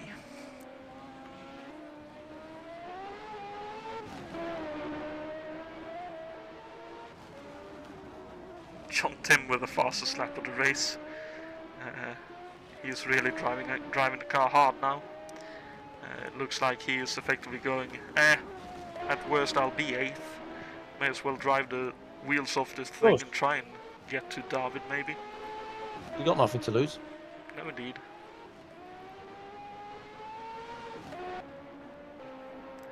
Grant ever so consistently and slowly reeling Anders back.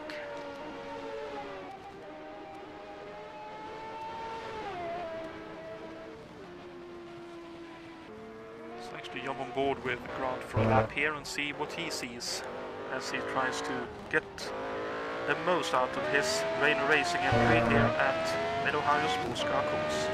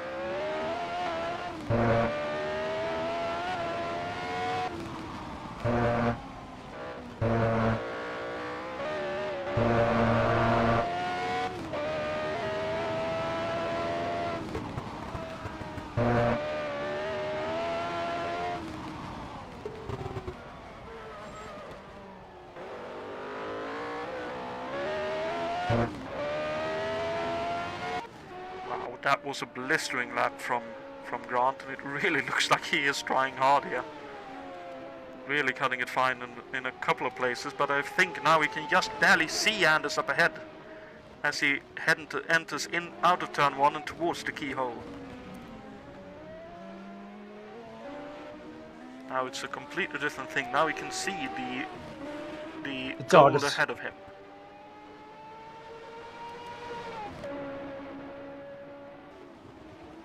Just look at that. He can just make out Anders in the foreground.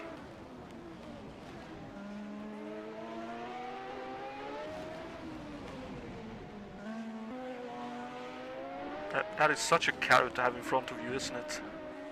Yep, that's what you want. Ideally, you want to be in front, obviously, but no. But it's what you need when you really need to try and get the most out of it. In front, it's what you want. To be able to visualize and have your targets.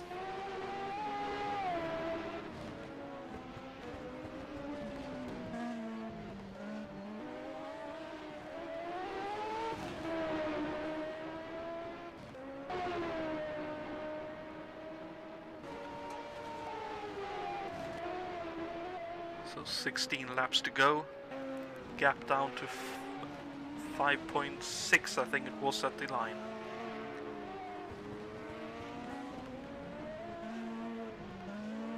Further back, the gaps looks relatively consistent, so this is the bit of the track to watch.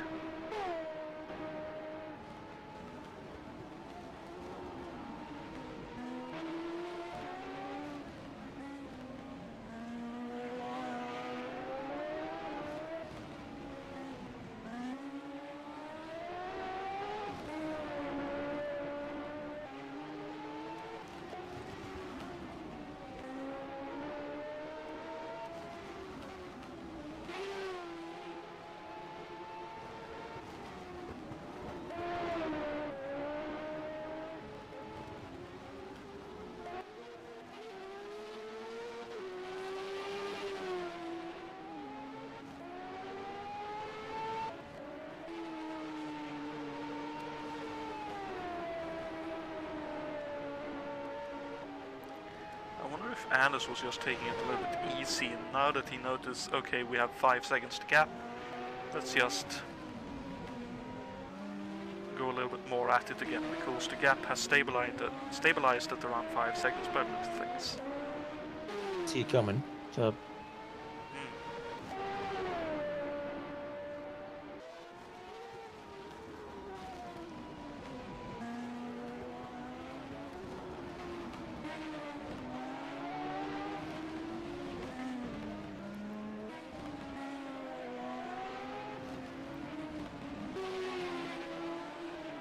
Anders with a big margin has taken the point as well for the most laps led.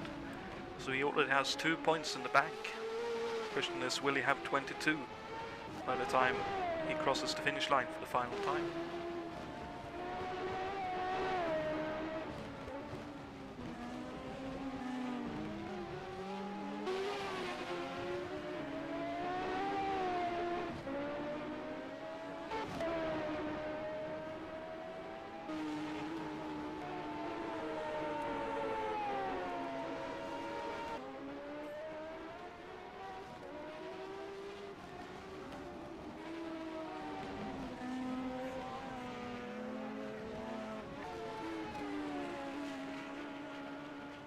time as well. 10 seconds now behind is for Ruben Fernandez, who I'd imagine once he made a few more of those mistakes, he has decided to just back off and make sure he makes it on fuel and get it to finish in 3rd place, which is still a really good finishing position around here.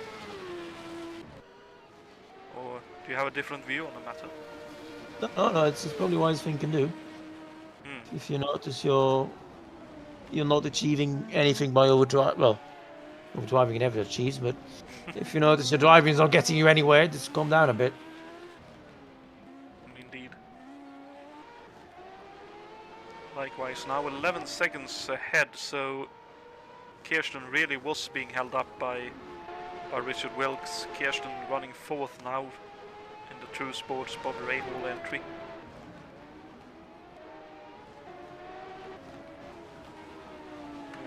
Richard Wilkes coming through turn 1 and with Anders Nilsson right behind him. So leader coming up to lap him.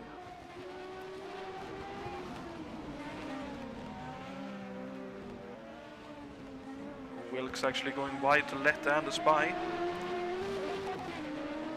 I have spoken with Anders before and he prefers it when he is allowed to just find the spot to let people by, but I'm sure he'll be thankful either way, because that gives him a bit more breathing space to Grant, because Grant now also needs to make his way past Richard if Grant really wants to catch up to Anders here. And running in 6th, I believe David started in 11th or 12th for Vince Granatelli Racing. Actually, he started in 8th, my apologies. Up to 6th and doing a good job in that car.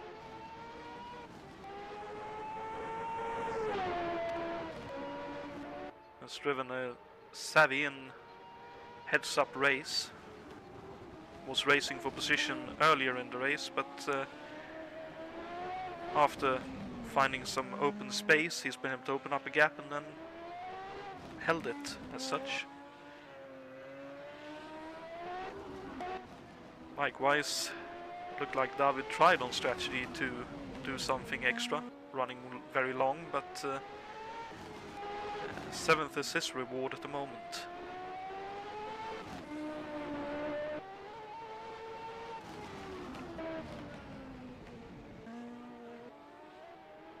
Which again needs to be mentioned that it's not a mean feat to be able to keep running around this track. It is very easy to make a mistake.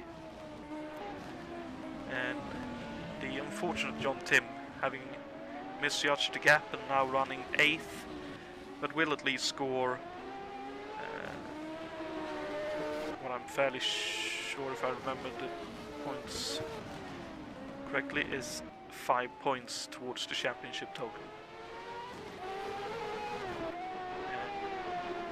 And scoring 4 points is Marazzi, 3 points yourself, 2 points will be scored by Bouchard and 1 point for Gigeli Kovacs. Despite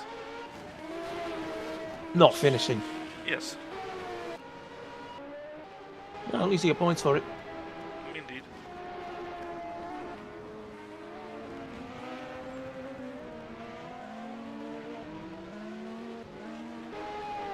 Not sure that my effort really warranted any points, but there we go. It's not always that it warrants points, but you are rewarded for your efforts either way. Yay.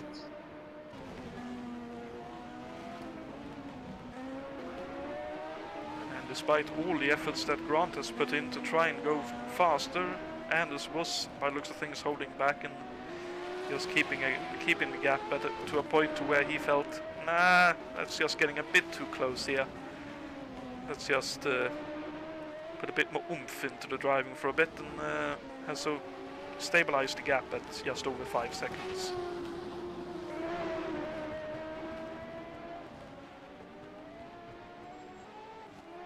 Ooh, and wide onto the grass there for Grant, dropping more time. So that's probably the race secured there for Anders right there and then. 10 laps less to complete for our drivers, and Anders looks set to score 22 points here tonight.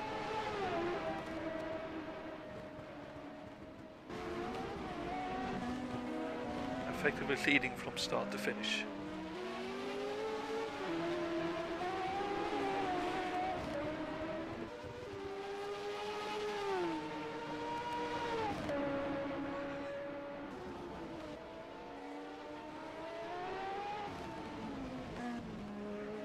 With the gaps as wide as they are, let's return to the trivia question. Just a little bit early, but let's do it anyway.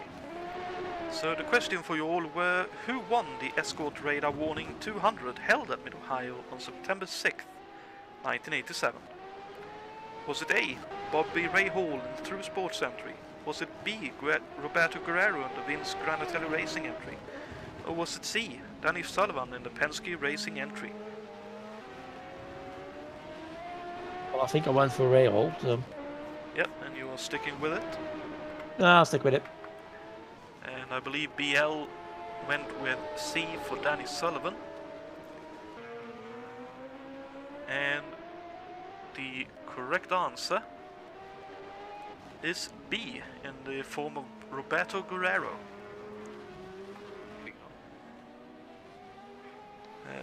It has to be mentioned that Bobby... check my notes, but I believe it was yes, Bobby Rahal did lead the most laps in the 87 race, but was pipped in the end by Guerrero, who took pole ahead of the race back in 87.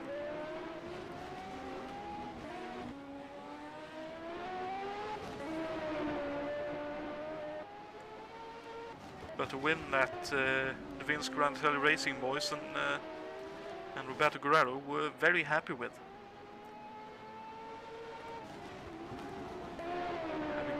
Having come close on several times previously that year, finally getting the win was something that they were very happy to have achieved. And indeed, Anders has opened up the gap further, now over 7 seconds between himself and Grant Riddle. So looks like Grant more or less has settled for second. Like we noticed before, Ruben Fernandez has more or less settled for third, and he has been caught by John Tim, who is going hell for leather. Kirsten is opening the gap further to Wilkes behind him, so looks like Kirsten will get fourth here tonight. Wilkes likewise getting out of the way of a faster car there. Looks like he will get fifth here.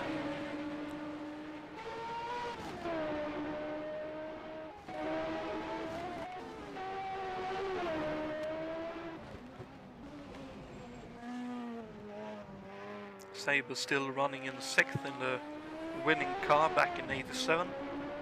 Still some good points for him towards the championship tally.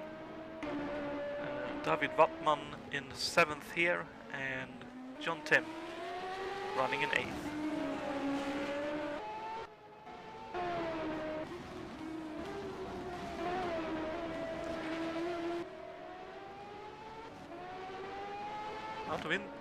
Out of interest, and a question for you again, who would you put as the driver of the evening, so to speak?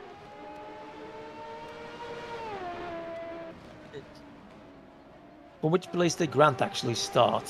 From the back. Well, if you more or less have my answer, then I would be toss up between Anders and Grant. Obviously, you can wonder where Grant would be if I didn't start from that far back. Well, Anders gets the race win, so I'll give that one to Grant. Well, Anders is likely to get the race win, but with that way, nothing's sure until you cross the line. I don't know what your point of view is on that. I can definitely see why Grant should get driver of the evening. As can I for Nielsen, really.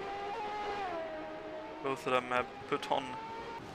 Yeah, of course, you can never say how quick Anders would have driven had Grant been behind or with him. No. That you don't know. No, indeed. So I'd say the question is: do we decide for consistency, or do we decide for outright pace, which seems to have been with Grant, really? This one outright pace, then.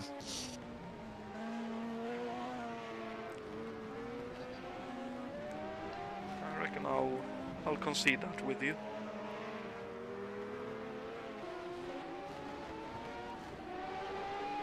Grant really with that pace and starting from the back and still getting up to second, really showing why he is currently leading the championship.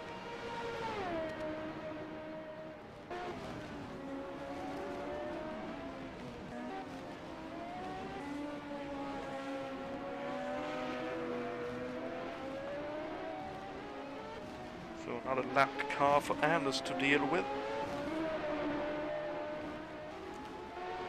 David Wattman, I believe. Here it is.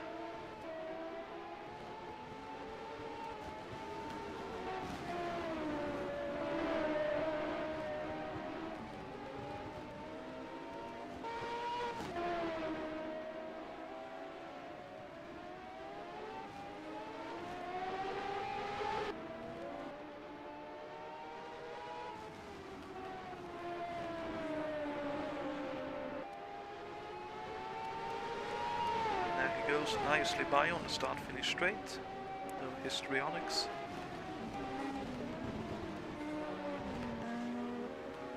Does look like, simply based on the fact that Grant has closed in a little bit, that Anders has just turned the wick back down again and it's just cruising to the finish now.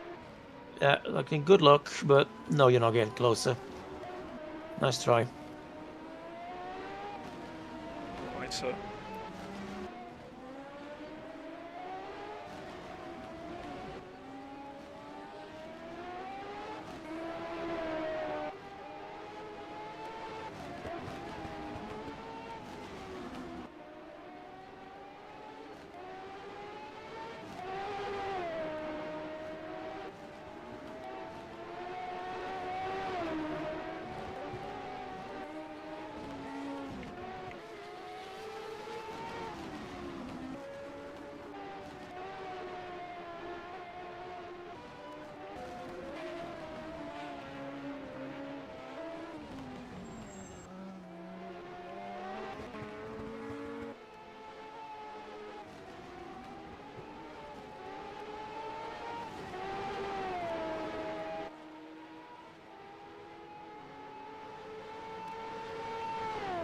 and with what I said earlier about designers and things of that nature,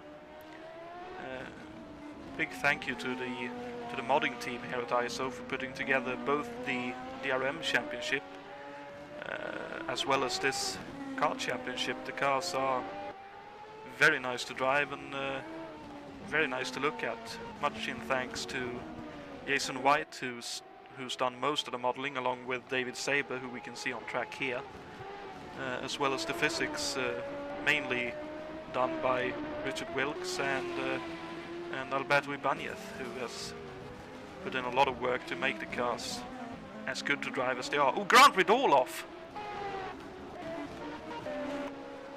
Oh, and he's lost his front wing! Yeah, I think that was while trying to avoid Wattman. Oh, not even that, sorry, he just clipped the curb. Oh, dearie me. Question is... Yeah, I think he was really lucky not to lose any wheels there.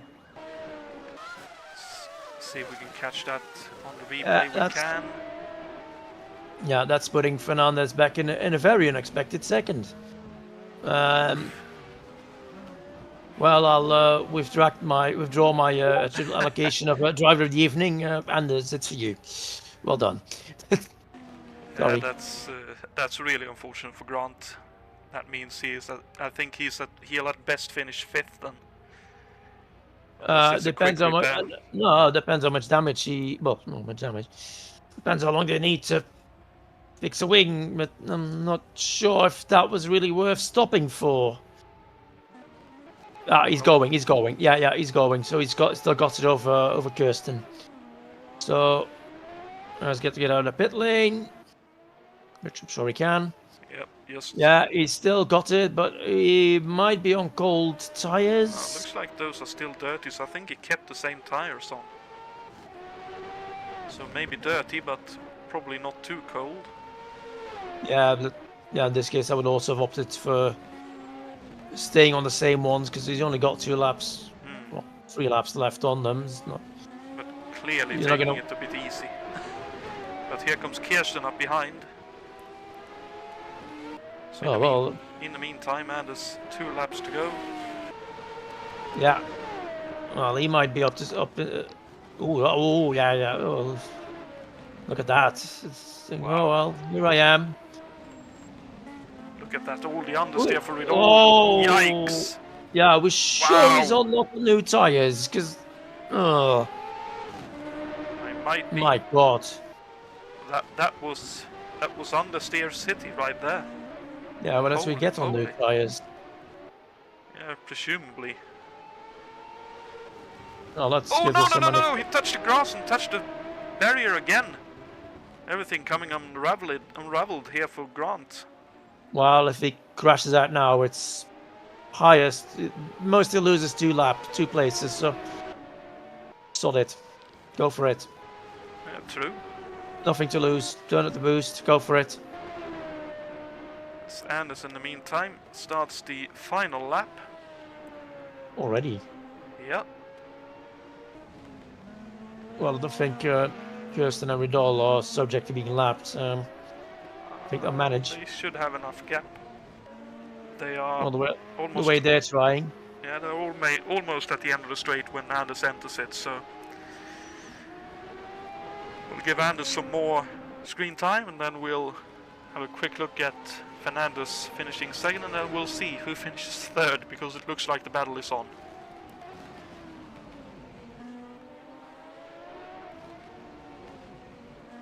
So Anders, an exquisitely consistent drive here tonight.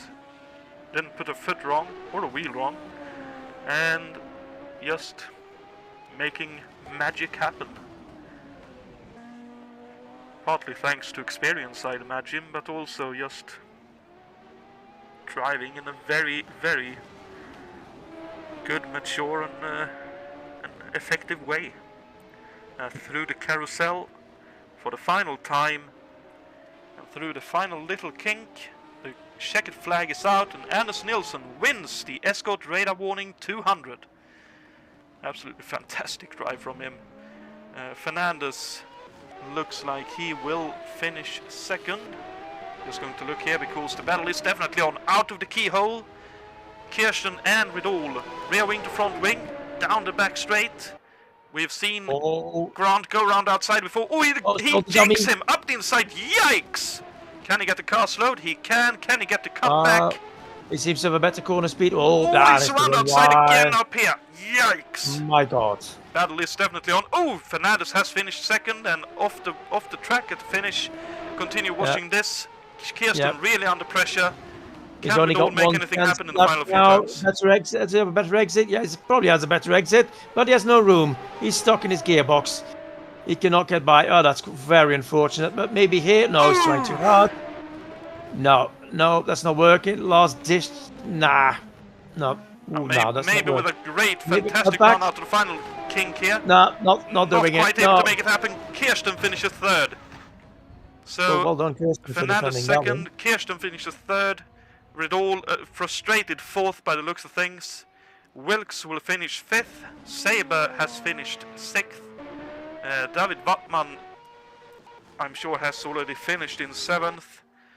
Jon Timges eighth, and retired but classified Marazzi ninth. Juha Bos in 10th, Bouchard 11th, and Kovacs getting the final point, with other retirees being Ray Ridal, Bruno Chacon, Simon Wattman, and Michael Drexler.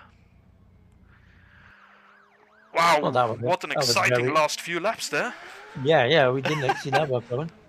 I think somebody's kicking himself now. So Mr. Ridal for that. Well, that's racing. It's one of the things that can happen, unfortunately. Wowee, yikes and a half.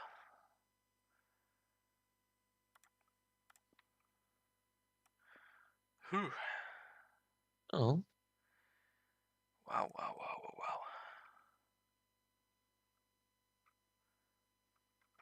That was hectic to say the least. Oof. So looks like no drivers are on their way to the booth here, so very quickly in next week. No, actually, that is Next week we don't have anything, so next week we have no events. In 2 weeks' time, I don't have a slide for it. On the 27th of July, the final race of before our the second last race before our little break. A bit of a because we longer still have a break. DRM race afterwards. Yep. But in 2 weeks' time, we have the Living Well Provimi 200 at Road America. Will be a very interesting race, round 11 of this kart PPG IndyCar World Series Championship. And a week after that, on August the 3rd, we will have the 13th Ardak Westfalen Pokalrennen, the final round of the DRM Division 2 1979 Championship. If I On my remember, home track. at your home track at not Sandfort. No, wrong country. Zolder. Zolder is the name. Both starting with Z, and me and names are not going well together. A lot of sand, but no, it's the one near me. Fair enough. Any thoughts or hopes for that event, by the way? Well, I'll try to be very quick as it's my home track, so it's a bit of, well, not at the results I wanted in this series, so I hope to finish with a good one. Mm-hmm. Understandable. So, another round of the kart series complete. Any thoughts to trail off this broadcast, Juha? Exciting, so I hope you get the next one you get to Colby just as exciting as this one. I'm sure it's going to be. Road America often provides some really good racing. So with that, we are finished here at the Escort Radar Warning 200 at Mid-Ohio Sports Car Course. Thank you very much, everyone, for tuning in and watching. I hope you all found it as exciting as we did, especially the last 5 laps of this race. It became very, very fraught and exciting. But yeah, have a nice couple of weeks, and we'll see you all back here on the 27th of July for the Living Well Provimi 200 at Road America. Until then, take care everyone, be kind to one another, and have a great time. Good night.